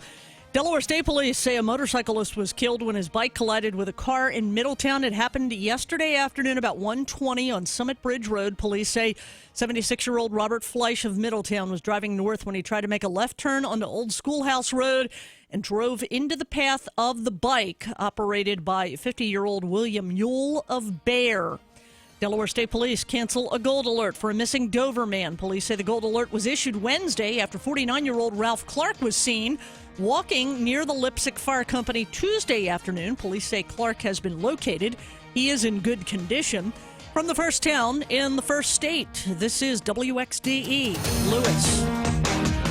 Delaware 105.9. It's 7 o'clock. CBS News, I'm Frank Sedapani. It's not proof positive, but the evidence suggests that ISIS did have a hand in the Sinai Peninsula crash that killed 224 people on a Russian airliner. British Foreign Secretary Philip Hammond. We have concluded that there is a significant possibility that that crash was caused by an explosive device on board the aircraft. CBS News contributor Michael Morrell, a former CIA deputy director, has more about that. U.S. intelligence has picked up conversations among ISIS members saying that they brought the plane down. But there's not enough specificity in those conversations to give you confidence that the guys actually know what they're talking about. Forensic clues in the wreckage and the victims' bodies could establish whether the plane was bombed. For now, Great Britain has suspended flights to and from the Sinai, stranding 20,000 unhappy British tourists. It's a really bad decision because I think that nowadays this can happen anywhere in the world. A majority of Americans supports putting boots on the ground to fight ISIS in Syria and Iraq. Live to CBS News correspondent Heather Bosch. A new Quinnipiac poll shows 54% of those surveyed want to send in the troops because despite all the U.S. airstrikes against ISIS in Syria and Iraq, the U.S. and allies are losing the fight against ISIS, according to a large margin of Americans, by a margin of 66 to 16%. Pollster Tim Malloy, the White House plans to send up to 50 special ops troops to northern Syria, but their jobs will be mainly to support local troops. Former President George H.W. Bush is throwing the book at some of his son's top aides. In a biography due out next week, he calls Donald Rumsfeld an arrogant fellow and says Dick Cheney exerted too much influence in the White House. Protesters want NBC to give Donald Trump the boot. CBS's Don Champion has that. Demonstrations outside NBC headquarters. A coalition of advocacy groups is calling on the network to cancel Donald Trump's appearance on Saturday Night Live. They say they have 500,000 signatures supporting them. Trump stirred controversy when he kicked off his presidential campaign by describing illegal immigrants as rapists and drug dealers. A group that gave the family of Fox Lake, Illinois policeman Charles Glinowitz $15,000 wants its money back. Officials say Glinowitz did not die heroically in the line of duty. He staged an elaborate suicide. CBS's Dean Reynolds tells us why. Officer Glinowitz was a thief. He stole thousands of dollars over at least 7 years from a youth program which he oversaw. People in Merced, California are calling Brian Price a hero. The young construction worker saved at least one life when he confronted a knife-wielding attacker in a University of California classroom. I went to open the door to break it up and see if everybody was okay, and they all scream run as I opened the door. Price and 3 others were wounded. Campus police killed the attacker. S&P futures are up 6 points. This is CBS News. If you're looking to save money on Medicare Part D prescriptions, just swing by Walgreens. With everything from copays as low as $1 on select plans to now reward points on all prescriptions, Walgreens helps you get more. And who doesn't like more? So seize those Medicare Part D savings because you, my friend, have earned them. Walgreens, at the corner of happy and healthy. $1 copay for Tier 1 generics. Points can't be earned in New York, New Jersey, and Arkansas. Restrictions apply. See store for details. Welcome to Staples. Hi, Staples guy. I really need to ship something. Staples has UPS in-store and all the packing and shipping supplies you need. Great, but today's Sunday. At Staples, you can ship 7 days a week. Even Sunday? Yep. Saturday? Mm-hmm. Flag Day? Yeah. International Fanny Pack Day? Seriously. March 12th. Look it up. Right now, get up to 5% cash back in Staples Rewards. Pack more, save more. Staples. Make more happen. 5% back in rewards excludes postage, gift, or prepaid phone cards and purchase made at third-party sites. Rewards not paid on taxes, delivery charges, and coupons. See staples.com for details. Delaware 105.9 news time is 7:04. Good morning, everybody. A dense fog advisory for Sussex and Kent counties has been issued by the National Weather Service today. Forecasters say visibility could be reduced to a quarter mile or less, making driving a little bit difficult this morning. That advisory is in effect, by the way, until 10 a.m. Motorists being urged to slow down, allow extra braking distance, allow extra time in getting to your destination, and use only your low-beam headlights on your morning commute today. Now, because of the fog, we do have school delays. Here's the list. Running on a 2-hour delay: Delmar School District, Indian River School District, Lake Forest, Polytech, the Salisbury School, Sussex Academy of Arts and Sciences, Wycomico County Schools opening 2-hour late, and Worcester Prep also on a 2-hour delay. Opening 1 hour late, Asbury Child Development Center, Holly Grove Christian, Seaside Christian Academy, Somerset County Schools, Sussex Tech High School, and Worcester County Schools all opening 1 hour late. In other news, a Laurel school bus driver is suspended for allegedly hitting a 10-year-old girl. 47 ABC is reporting that Ruth Baker filed the complaint on October 30th for her daughter, Gabby. Baker says the alleged incident happened after a verbal argument between Gabby and another student. Baker says the driver allegedly pulled the bus over on Route 13, walked back to her daughter's seat, and punched her in the arm. 47 ABC spoke to the Laurel School District on Wednesday, and while officials declined to speak on camera, Superintendent Sean Larimore did say the driver was immediately suspended pending an investigation. Larimore also said the bus was equipped with an interior video camera. However, the hard drive was not working properly on the day of the alleged incident. Larimore says they had to wait until yesterday, Wednesday, to retrieve and receive the video from the company that manages the bus video systems. Larimore also says the district has been taking statements from other students riding the bus on the day in question all this week. The investigation into that alleged incident, is ongoing right now. Well, the spat between State Representative John Kowalko and Governor Jack Markell continues during an interview with Delaware 105.9 at a public meeting in Lewis this week. The Newark South Democrat says Governor Markell's tenure as governor was a failed venture. I see too much of a willingness to proclaim things without actually doing the hard work that's necessary to make those things come to fruition. I see the dependency and a total abdication to the federal government about the education reform movement. Kowalko has been a staunch opponent of federal education reform and standardized testing, an issue Markell supports. When I see the overbearing attitude of the federal government and a willingness by the Governor Markell to accept that as the agenda that we're going to use and drive, I'm very disappointed. One thing Kowalko gives Governor Markell credit for is reducing a massive $800 or $800 million budget deficit during his first term as governor, where he proposed an irresponsible 8% cut to state employee salaries. Governor Markell challenged Kowalko to come up with a better solution. I don't believe in saying, I'm going to criticize what you've done. I'm going to criticize how you've done it, unless I have an answer how I would do it or how I would suggest that you do it. Because if you don't offer an alternative, then all you are is a haranguer. Representative Kowalko adds that he doesn't blame Governor Markell for the current deficit, but points the finger at an increase to Medicaid cost and the declining casino industry in the first state. Delaware 105.9 News Time is 7:08. Halpern Eye Care is focused on enhancing patients' quality of life through vision, with locations throughout Delaware specializing in comprehensive eye exams, 24-hour eye emergency care, medical and pediatric eye care, contact lenses, and a leader in designer eyewear. Halpern Eye Care performs the highest quality, most technologically advanced eye exams, and they ensure personal attention to every patient. Need an eye exam? Halpern Eye Care has convenient hours with evenings and weekends. For a limited time only, buy one, get a pair free. And you don't need an eye exam to take advantage of this great offer. Outside prescriptions are welcome. For complete details and to schedule your appointment, visit online, halperneye.com, or call 1-800-734-2010. Buy one pair, get a pair free at Halpern Eye Care. Remember, use your flex dollars before December 31st. Buy one complete pair of glasses, frames, and lenses. Get a second pair of equal or lesser value free. Your free pair can be any pair of single vision, bifocal, trifocal, or standard progressive lenses. Some restrictions apply. Cannot be combined with other offers. Expires 12/31/15.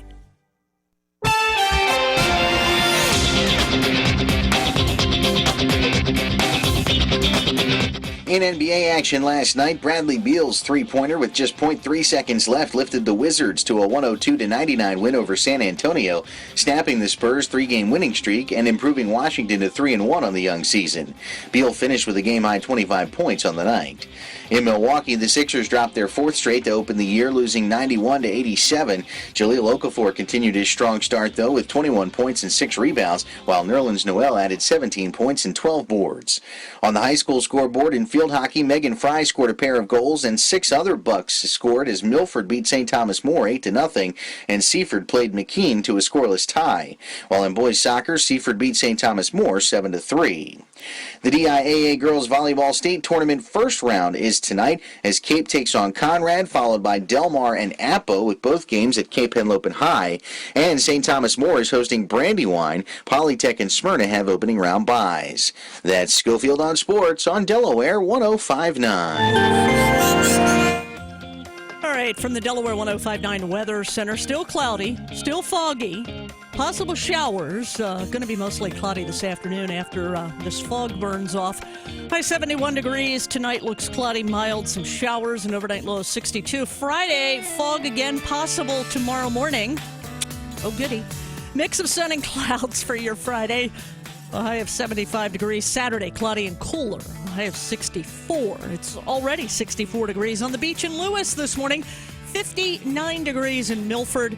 I'm Kelly Steele in the Delaware 105.9 newsroom. More of the Dan Gaffney Show coming up on Delaware 105.9. What do you think of the Pentagon, the Department of Defense, paying for what's being called paid patriotism, paying NFL teams and baseball teams, other pro sports teams, paying them, the Department of Defense, paying them for those patriotic displays they put on at the beginning of some games. Now, some of those are organic and done on the team's behalf, but we're finding out, according to John McCain and the others who are on the Oversight Committee of Defense Spending, a government oversight report released, a 145-page report, details how the Department of Defense pays professional sports teams and leagues for those patriotic displays honoring American soldiers. And I think most people watching a sporting event think that that's just the team doing that to honor our soldiers. That's just the team doing that so they can show our city how much we love our troops and the fans like it and all that. That's why the color guard is there and the flag is flying and God Bless America is being sung. But what we're finding out in some cases, to the tune of $53 million that we know of,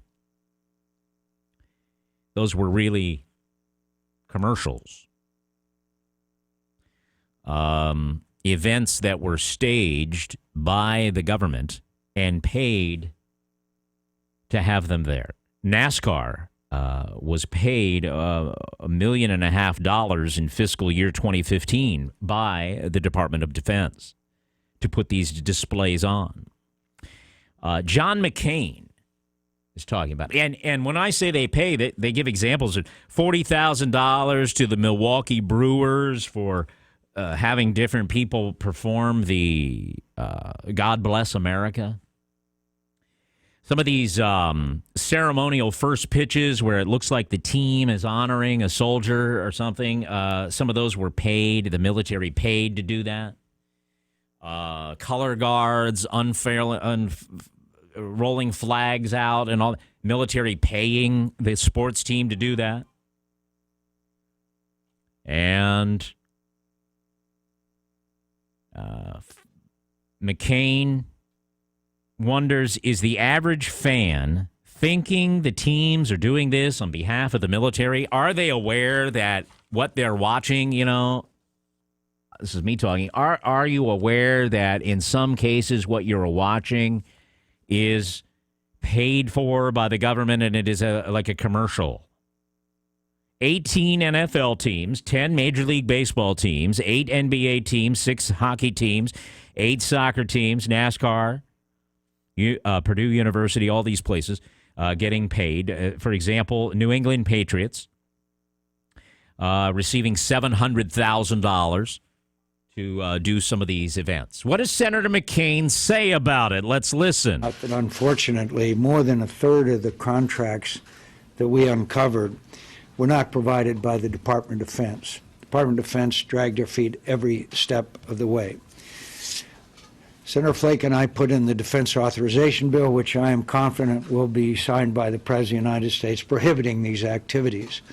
Now I think it would be entirely appropriate for the sports teams that were provided these fundings of taxpayers' dollars would donate those money to a worthy cause, causes like Wounded Warriors and others that are specifically earmarked for the men and women who are serving our nation in uniform.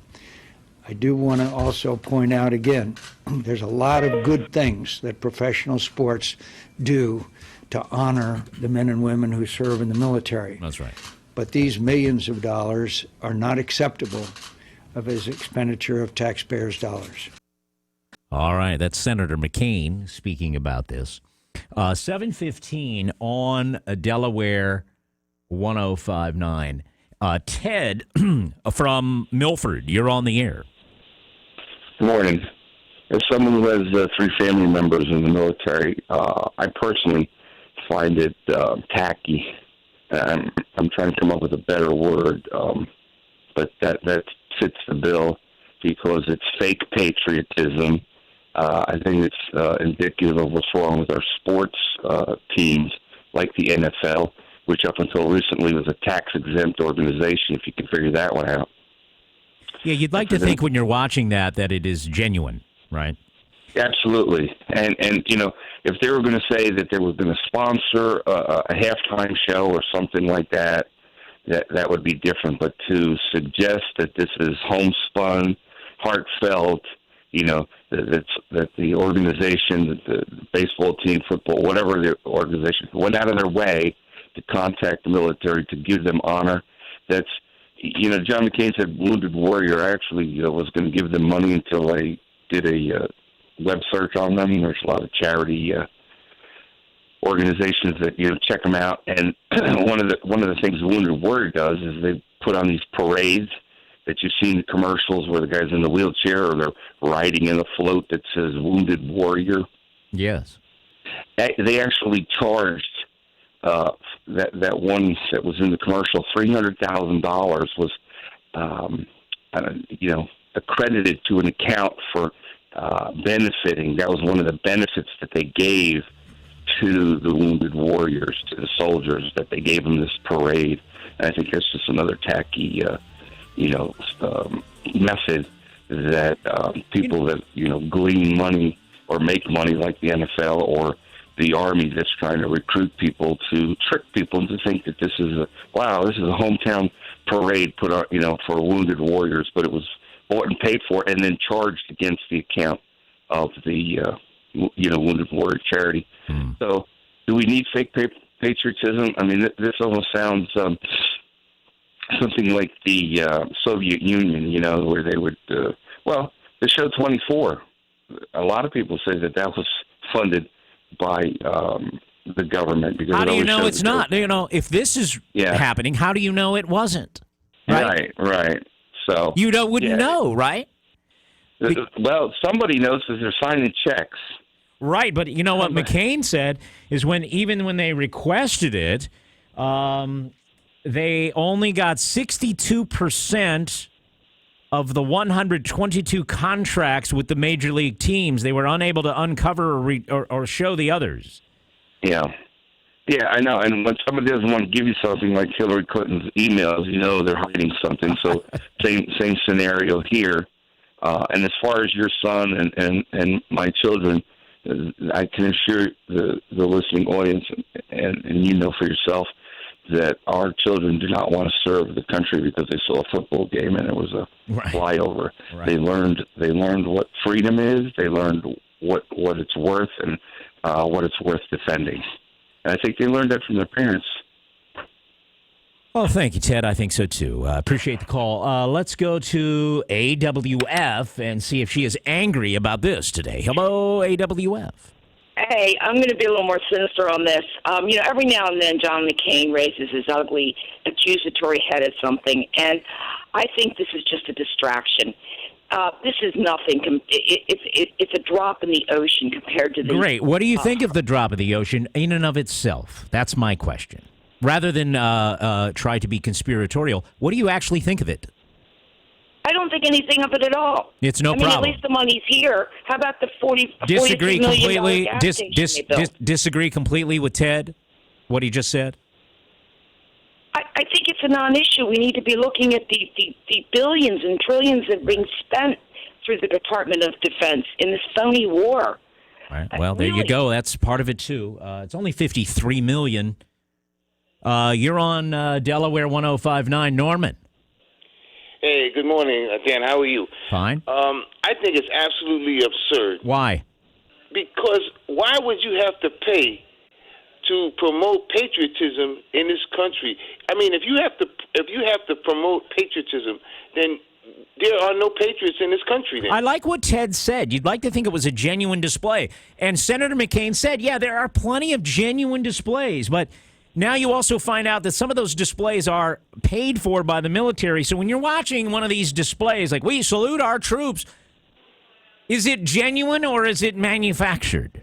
I think it's manufactured. Some of them are and some of them aren't. Right. But if you have to pay for it, then it's manufactured. Well, listen, these pro teams make millions and millions of dollars and able to operate in this country because our brothers, sisters, and friends have fought and died to keep this country democratic and to keep it free so that you can operate any kind of enterprise that you want in this country as long as it's legal. Norman, thank you for the call. Did anyone hear a loud explosion in the Millsboro area?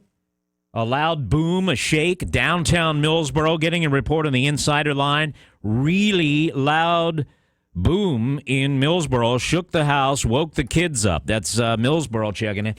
I don't know. I'm just asking you that. 839-1059, 839-1059. Good morning. Fog delays, that's what we're seeing here. Dave, hold on. You're next. Dave in Harrington, just one moment. Now, Fog delays are at Delaware105.9.com. We have these schools on a 2-hour delay due to fog. 2-hour delay. Del Mar, Indian River School District, Lake Forest, Polytech, Salisbury School, Sussex Academy of Arts and Sciences, Wacomico County Schools, Worcester Prep, all of those 2 hours. Here are the 1-hour schools. 1-hour delay for Asbury Child Development Center, Holly Grove Christian School, Seaside Christian Academy, Somerset County Schools, Sussex Tech, and Worcester County Schools. 1 hour. If you missed that, go to Delaware105.9.com. They're calling it paid for patriotism. What do you think of it, Dave in Harrington? Well, to start with, anytime the government pays for something like that, and they're actually taking money from the American people, but yet they also want to take God out of the country. So why would they sing a song, "God Bless America," and pay for it? Mm-hmm. You know, it doesn't make sense. They're supporting all these big sports because that's where they're getting a lot of their money from. And most all your programs on TV is advertisements and sports. And if they wasn't getting money from them, they wouldn't be doing it. Mm-hmm. Dave, I'm glad you called. Now, your thoughts coming up here on the air everywhere. Let's check in with Robin Bryson's Traffic Watch on a foggy day in Delaware. Dan, traffic been running pretty well this morning, even with fog hanging around parts of the area. Again, if you get into spots with reduced visibility, adjust your driving accordingly. Not everybody's seeing the fog at this point. You've been running fairly well in and out of Seaford along Route 13. A little bit of congestion at times around Concord Road. No major jams or problems there. Up into Bridgeville, you've been doing all right. Route 16 through Ellendale's been doing well this morning. Route 24 from Millsboro out toward Route 1. A little bit of busy activity, but not too bad a ride right there. Kent County in and out of Dover. Normal busy activity along 13, both northbound and southbound. I'm Robin Bryson with Traffic Watch on Delaware 105.9.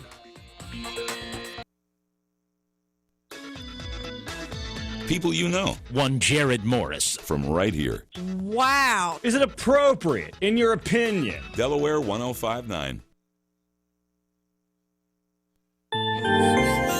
All right, the complete weather forecast, meteorologist Steve Williams. Low clouds and fog this morning along with a shower, then mostly cloudy this afternoon, high 71.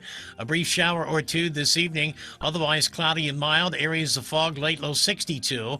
Fog tomorrow morning, otherwise breezy and warm. Periods of clouds and sun with a high 75.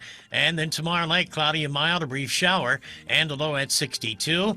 Cloudy and cooler, some rain Saturday, high 64. I'm Steve Williams in the Delaware 105.9 Weather Center. If you're a Maryland or Delaware licensed RN, we may have your dream job. Delaware Hospice provides hands-on care to patients and their families when they need it the most. Our staff finds this to be the most rewarding work they've ever done. Few RNs wake up one day and know they'll be hospice RNs. They talk to someone, they learn about it. They learn that our organization is the one providing care to families who need hospice the most and has been providing our service the longest. 33 years in Delaware. Delaware Hospice RNs work with an interdisciplinary team of experts in their fields.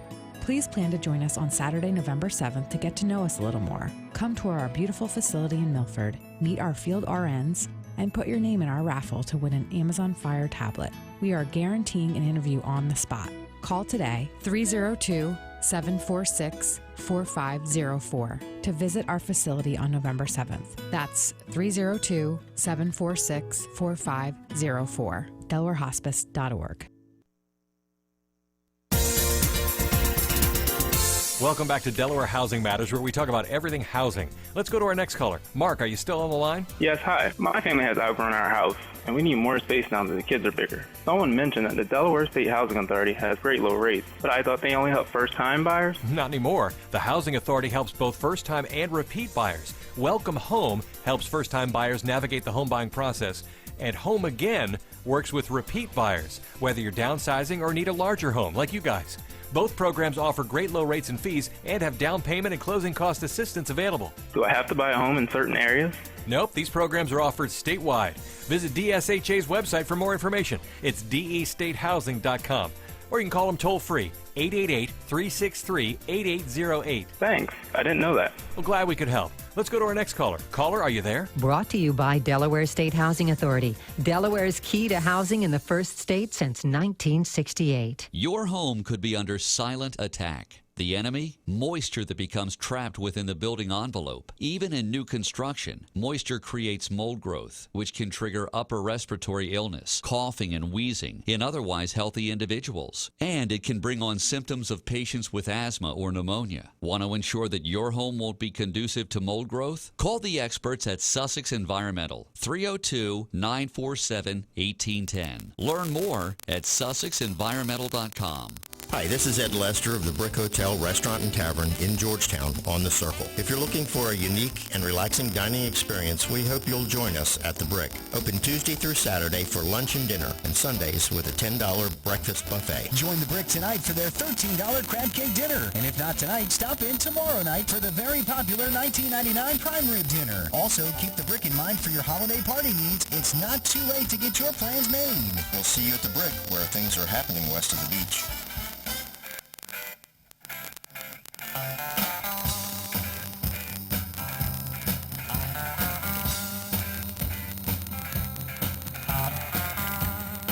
All right, Delaware 105.9 with Butch Emmert talking about a very interesting property auction well, you tell us about it. You describe the area that's on the Indian River, really. Right, it's in Burton Acres, which is on the Indian River, about halfway between Millsboro and Dagsboro, close to both towns, actually. Beautiful half an acre lot, 125 by about 210, 125 feet on the river itself, about 8-foot or 10-foot elevation above the river, about 100 feet from a beautiful home with a 100-foot dock, and it has beautiful homes on either side of it. Don't want to miss this. Now, this is this Saturday, November 7th, at 1 o'clock. On-site rain or shine will be there from noon on. We're not only selling this beautiful riverfront lot at auction, we're also selling 35 acres directly behind the lot at absolute auction. Now, the 35 acres is the residue of Burton Acres, the portion that has never really been developed, but it's beautiful. It's wooded. It has had soils reconnaissance done. Many borings were done, and most of them came back as a standard gravity, which is what you want in the septic world these days. And, the 35 acres is just like 150 feet from the river and goes all the way, to the road. So you don't want to miss this. Now, you should get on EmmertAuction.com or AuctionZip.com. You can see aerial photographs, plot plans of what we're selling, terms of sale, details. The 35 acres is being sold absolute regardless of price. It is an absolute sale, and the lot is being sold with a very, very reasonable minimum. So if you're looking for a bargain on the water or for a piece to own 35 acres and put one home on or develop, it has great development potential, this is the sale for you. Burton Acres between Millsboro and Dagsboro. Saturday, November 7th at 1 o'clock, on-site, rain or shine. We will be having the sale. EmmertAuction.com will give you complete details. And with details on the news, here's Kelly Steele. Thank you, Dan. Dense fog delaying some schools today. You want the list now? Go to our website at Delaware1059.com. You want to hear the list from me? I'll have it for you at the top of the hour, right after CBS News. A Wilmington woman suffers severe burns after candle wax explodes. The city marshal says the 73-year-old victim needed to be rushed to Crozer Chester Burn Center Tuesday afternoon. That's after she received second and third degree burns to her head and shoulder. The fire marshal says the woman had been trying to pour wax from a lit candle to another lit candle. CBS News covers the nation and the world next. Delaware 105.9 News Time is 7:31. Good morning. CBS News Update. More and more U.S. and British experts say a bomb may have brought down that Metrojet plane on a flight from the Sinai to St. Petersburg, Russia. If this was a bomb, it would be the largest bombing of an aircraft in 25 years. Senior security contributor Michael Morrell, a former deputy director at the CIA, says ISIS has been active in the Sinai region. They've conducted a number of attacks against Egyptian military facilities. They're a fairly sophisticated group. Alan Pizzi with more from Cairo. Off the record, U.S. intelligence sources have told CBS News they're leaning towards the bomb theory. They're basing it on what they call chatter, evidence from social media. How can a bomb blast be detected? Danny Kelly, an aviation consultant. There are going to be certain types of markings on the body, and there's going to be certain types of markings inside the airplane that would show that there was an external explosion, and those two things can readily be discovered at the scene. CBS News Update. I'm Dave Barrett. Don't miss the Waterfowl Festival, downtown Easton, November 13th through November 15th. Tickets $15 for all 3 days. Visit waterfowlfestival.org for more information. Thanksgiving is just around the corner. Help the Food Bank of Delaware make the holiday season bright for those in need. Your help is needed to collect food and funds for the Food Bank's annual Thanksgiving for All Holiday Food Drive. Most needed items include frozen turkeys, mashed potatoes, gravy, juice, corn, muffin mix, canned vegetables, and all of the fixings. To learn more about the Holiday Food Drive, please visit fbd.org/Thanksgiving-for-all. Join us this Saturday for the Delmarva Potting Shed. I am Valerie Cordry, one of the hosts. Every Saturday from 9 to 11, Jake Smith and I will be broadcasting live from East Coast Garden Center. Be a part of our lively discussions about plants, landscaping, garden design, and all that's new and exciting. We'll sprinkle in some gardening guests to excite your interest and keep you up to date on the many interesting gardening happenings.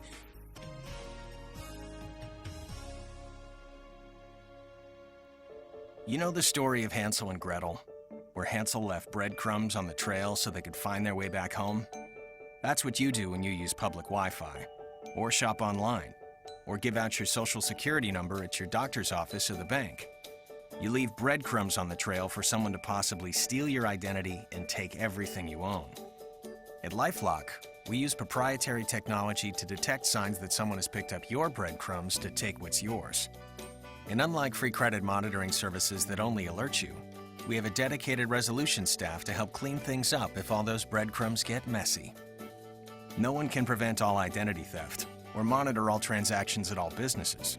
But with LifeLock, you can keep doing the things you do every day and feel better protected. Isn't it time to help protect yourself from someone eating your financial lunch? Plans start at $9.99 a month. Right now, you can get 10% off. Go to lifelock.com and enter promo code NEWS. Remember Jared Morris today at 3 on Delaware 105.9.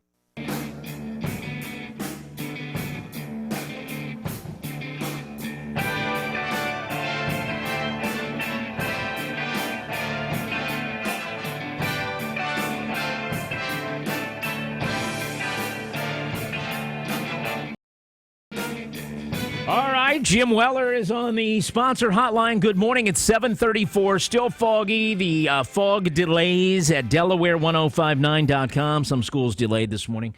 Let's go to Jim Weller. Hello, Jim.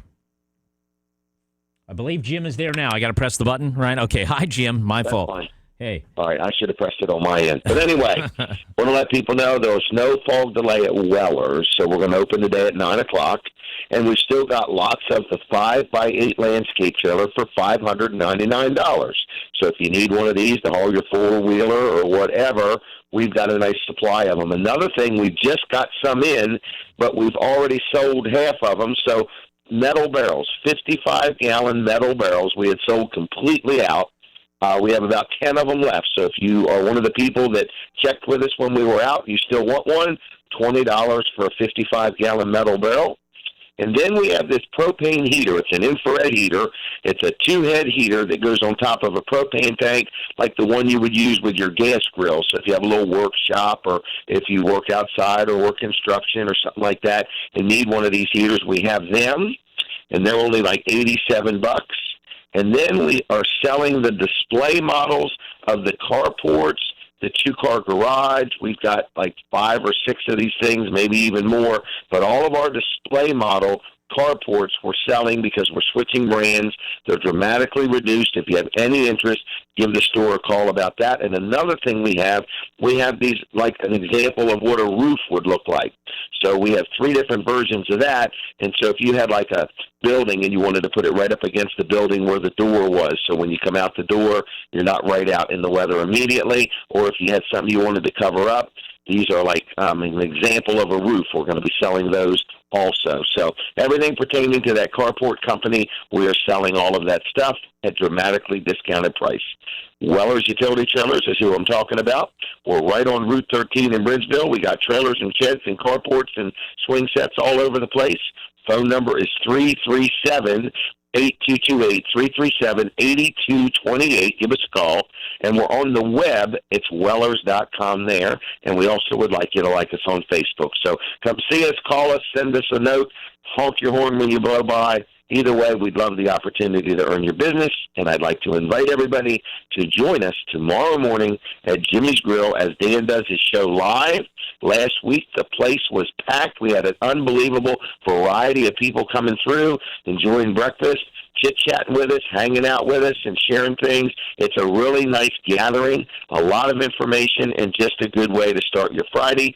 Anytime, everybody's welcome to stop in from 5:30 to 10 tomorrow morning at Jimmy's Grill. We're going to have a lot of fun. We'd love to see you there. All right. Other than that, I'll see you there. Thank you. Jim Weller, Weller's Utility Trailers. On the air everywhere. Thank you very much. So somebody sent me a message. They heard a loud boom in Millsboro, shook their house up. Actually, no call. Phil, any calls on that? I can't confirm that. But, and so I had asked about that, and I guess maybe it was nothing. Maybe it was internal, right? Could have been internal. But after I asked that, somebody else sent me this. Dan, because apparently I have the ability anyway to hear everything. If there's something happening, you're supposed to call and tell us. Did you hear, I'm reading the text. Did you hear any chatter about a low-flying jet in Greenwood last night? I did not, but there you go. Good morning. It's if you can speak to any of these things, 839-1059, our telephone number, 839-1059. Let me get to some of the online comments concerning our actual topic, which is this. We are learning this morning from a oversight of the Department of Defense that the Pentagon has been paying to put on these patriotic displays that you see at some sporting events. Many NFL teams, Major League Baseball teams, hockey teams, NASCAR, whatever, when you're watching and you think it's some sort of organic display of patriotism, we want to be patriotic because it's great for the fans. Some of that's real, but we are also finding out, according to this report, that some of that is being paid for by the Department of Defense, and they're putting it under the umbrella of recruitment, even though it's not identified as like advertisement, if you will, okay? They're talking about singing of God Bless America, having a color guard, a welcome home ceremony. Join us as we unfurl this flag on the field. That stuff being paid for by the military, not an organic or not an organic, true patriotic display, but one that is orchestrated and paid for by the Pentagon. Is the average fan, one of the senators asking this question, is the average sports fan thinking teams are doing this on behalf of the military? Albert in Millville, how do you feel about this? I'm fine with it. I think it's great. You're not the only one who said that. I mean, I would say our reaction is mixed. Well, you got to look at the obvious things that are going on here. For years, and I hate to use the name liberal, but that's what goes on. They have been nipping away at everything patriotic about this country, starting with the Boy Scouts, with the military, and so on. And they want Christ out of Christmas, God out of the Pledge of Allegiance, all those things. So if somebody out there has to pay for this, then that's fine. If it's going on, great, love it. Okay? Because there are people on the other side paying to destroy these things that we hold dear. So wait a minute. What if you found out that it was a government agency itself paying to do that? It's fine. It's probably be one of the few things they're getting right is to go out there and wave that gigantic flag in the middle of the field so that, now remember, when you're watching these games, they're watching them in Saudi Arabia and Qatar and all these other, they're watching the Super Bowl. So if we have to pay to have that 100-yard by 50-yard flag rolled out and furled and people holding it and celebrating our country, fine. Money well spent. All right, you don't see it as it's not true. It's manufactured. That's okay with you. It is true. It's in people's hearts. All right. Okay, it really is there. But as Americans, we have never really stepped up and expose our patriotism until we're attacked. Pearl Harbor, 9/11. After those times, this country was 100% patriotic. I got We're in a lull right now. And so you're saying, look, if we're in a lull, gosh darn it, we'll pay to make it look like we're not in a lull. Here you go. That's okay with you. It's propaganda. You want to use the word? It's propaganda. And you like it. Letting our enemies know that, hey, we're still the same Americans that were in Iwo Jima, the Alamo, all these battles. When you screw with us, we will step up. Remember what the Japanese said after Pearl Harbor. We have awakened a great bear, and that's what we are. And if we have to pay to get people in the mindset, because, Dan, let me tell you, I've been at even the New England Patriots, though. Come on, man, they gave $700,000 to the Patriots. Perfect. They represent the Patriots. They represent the center of patriotism. I understand. Listen, Dan, wait a minute, one more thing. I've been in games where people have stood up for the Pledge of Allegiance, and I have to tell the young, and I use the word young, knuckleheads next to me, take your hat off, put the cell phone down for 5 minutes. Okay, we're doing the pledge. Show some respect, because they don't understand that. They don't get it. Okay.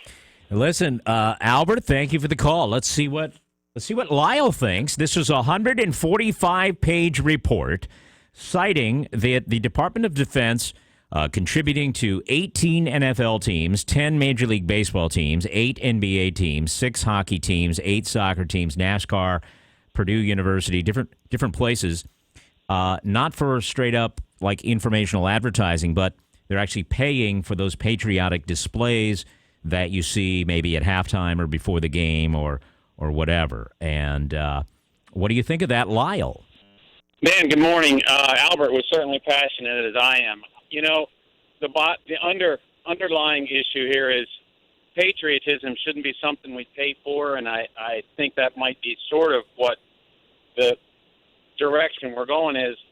The problem is we have a volunteer military, and I had the blessing of serving. I don't think people were supposed to bow down because I served. I volunteered. I did it because I wanted to be a part of a greater cause than that in our country. The flag, we do have to advertise. When the Blue Angels fly, it's a cost. When the Air Force Thunderbirds fly, it's a cost. But the undercurrent is get the military banner patriotism out in front of the youngers that are out there that might think, wow, I want to go do that. And I would bring it close to home.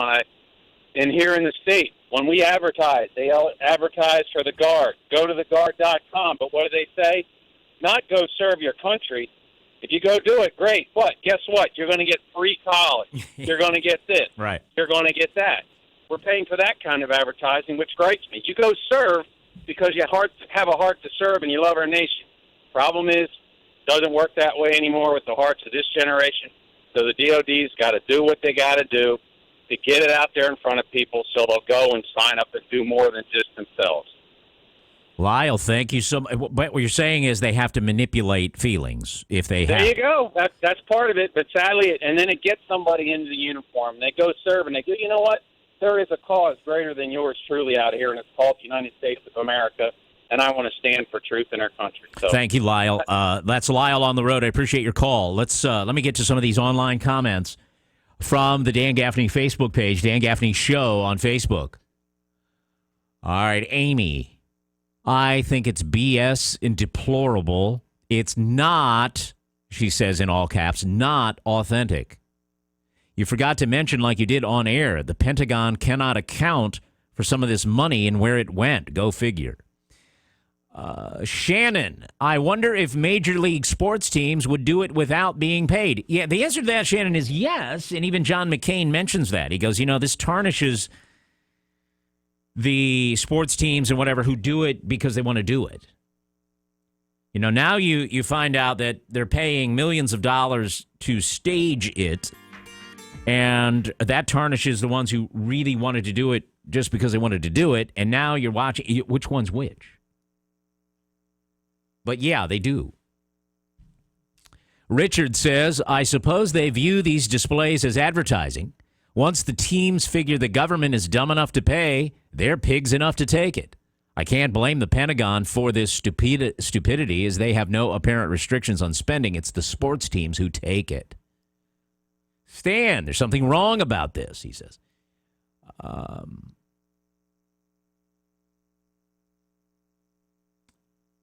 Here's another comment. One of my favorite movies is Top Gun, which is essentially a 2-hour Navy recruitment ad. The Navy was heavily involved in the making of that movie. My patriotism isn't determined by who's paying. I see the flag and troops on display, and my heart wells with pride. Frank, I'm not sure it's any different than paying for ads on TV as recruiting tools. Steve says, yeah, except that it's not identified as paid advertising and it's done under the guise of spontaneous patriotism. Eric, nothing new here. Giant corporate governments have always provided bread and circuses. All right. Harold, I guess we are now like Russia and North Korea. All right. Granville, you're next. They're calling it paid for patriotism.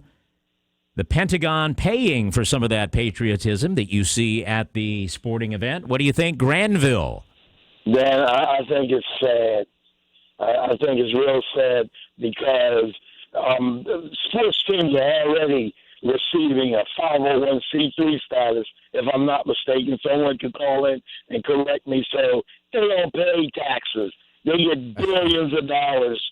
They make billions of dollars in football and basketball and baseball, and they don't pay. They have a 501c3 status, if I'm not mistaken. And for this, that may have been changed, but anyway, check it out. Someone probably call in, but the fact of the matter is that there have been times when after 9/11 or something traumatic that has happened. I remember seventh inning stretch and hearing them come out and singing "God Bless the USA." You get a little lump in your throat, and to think that these folks are getting paid to do that is just, I think it's sad. Thank you. All right. All right.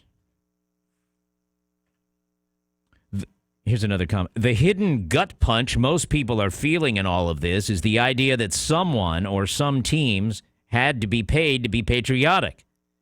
The upside is that it might inspire some real reflection on why a lot of Americans are upset about this.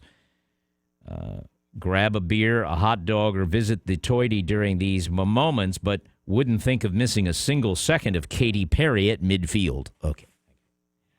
Back in a minute. Your calls coming up. 839-1059. What are your feelings on this revelation that some of the sporting patriotic displays at sporting events paid for by the Department of Defense? Basically, commercials, if you will. All right, here is Traffic Watch and Robin Bryson. Dan, traffic has been moving fairly well this morning. Still a little bit of fog hanging around some areas, so keep that in mind. Adjust your driving accordingly as you move around the area. You're finding a little bit of busy activity trying to get into Dover, northbound on 13, coming up past Route 10 in Camden. Get north of there, you run well right up into the downtown area. No trouble on Route 1 north of Milford. Going up through Frederica, through Little Heaven, up toward the Air Force Base. You're in good shape there. Route 1 along the coast has been doing well, around 5 points. And Route 24. Route 9 from 5 points through Harbison, back over toward Georgetown, or 24 from Route 1 over into Millsboro. You'll see a little bit of busy activity, but really not a bad ride around the region this morning. I'm Robin Bryson with Traffic Watch on Delaware 105.9. Is it true? People you know. Oh, of course. From right here. Is that what you're thinking? What's going on? Delaware 105.9.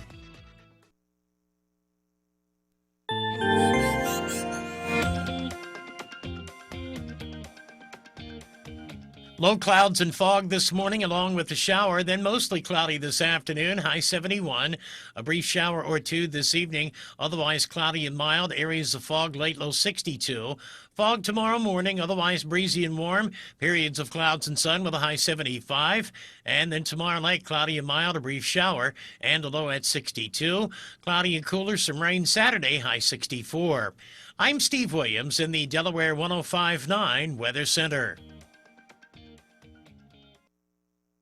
Is the exterior of your home covered with dirt and grime? Do you have black streaks running down your roof? If so, call the Good Neighbor Professional Home Services. The Good Neighbor is quickly becoming the go-to source for power washing in Sussex County. The Good Neighbor's proprietary cleaning method will safely and effectively clean your home and property without the damage normally associated with high-pressure cleaning. The Good Neighbor offers house washing, roof and gutter cleaning, decks, patio, and flat surface cleaning. The Good Neighbor is equipped to handle large and small jobs, and they offer group packages to you and your neighbors to make their services even more affordable. My name's Chris. My wife and I bought a new home in January. The house had not been occupied for 3 years, and it was green.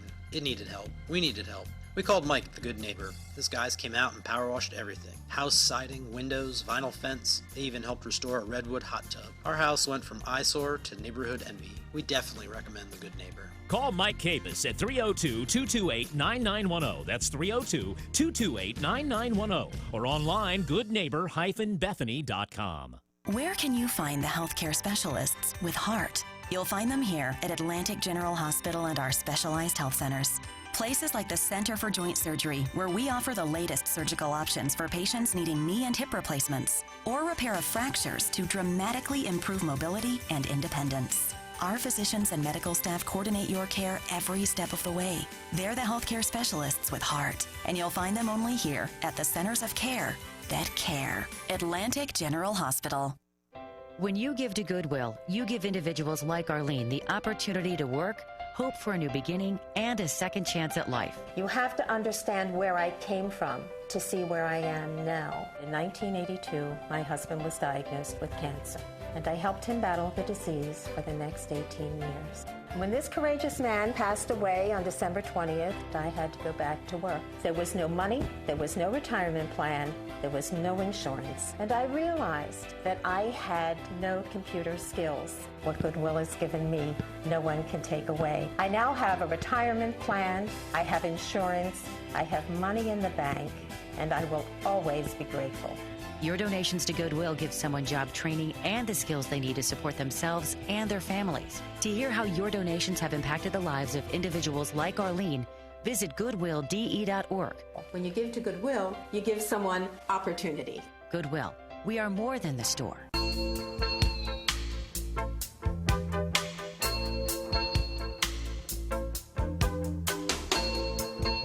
All right, last call on this topic of paid patriotism, where we're learning that some NFL teams and baseball teams and other sporting teams accepted money from the Department of Defense to put on those patriotic displays, the ones that you thought were organic and done out of the goodness of their heart and the fact that fans love them. That might not be the case. A government oversight report yesterday released by Senators McCain and Flake offer new details about how the Department of Defense paid professional sports teams and leagues for patriotic displays honoring American soldiers. This is not, commercials for recruitment or, information about the military or sponsoring a NASCAR car. That's kind of obvious when you see, Army on a car, it's sponsored. That's how it works. This is paying for flag waving and paying to sing God Bless America and paying to have one of those, a troop throw out the first pitch. It makes it look like the team, just invited this guy in and we're all going to salute this guy. You find out that some of this is paid for by the Department of Defense. They kind of set it up. They say it's integral to their recruiting efforts, to put that on. NASCAR gets, in fiscal year 2015, NASCAR is the biggest recipient. A lot of people have said it over the years. I love NASCAR. I love how patriotic they are. And they are. I'm sure they do a lot of organic and truly heartfelt honoring of our military. But does it taint that a little bit when you find out that some of that might not have been so heartfelt? They've taken in millions or $1.5 million just in the last year from the Department of Defense to put those displays on. Does that change your attitude at all? One of the senators said, is the average fan thinking teams are doing this on behalf of the military? It's the military doing it on behalf of the military, using the venue of the sporting event. Do you have any problem with that? Some of you don't. Because you like it. I like displays of patriotism. I always think of, other things. You think of the Department of Defense as paying to do this without really identifying it, making it feel like America is just full of brimming with patriotism when really it was manufactured. What else are they paying for? How about that TV show that elicits a certain ideal or a feeling or opinion? You think it's just a show. How do you know that? How do you know it's not funded by the government? Viral video you think is organic or whatever. It makes you question everything. Makes me question everything. So be it. You can read more about it in the Washington Post, NBC, all over the place today. I'm sure they're going to talk about it in sports media today, too. Coming up on 8 o'clock. Thanks for your calls on. It's been a very interesting conversation. I've enjoyed hearing both sides, all sides, different views on this. I really have. Thank you. All right, almost 8 o'clock. Kelly Steele coming up on this foggy Thursday morning. Local news first on Delaware 105.9.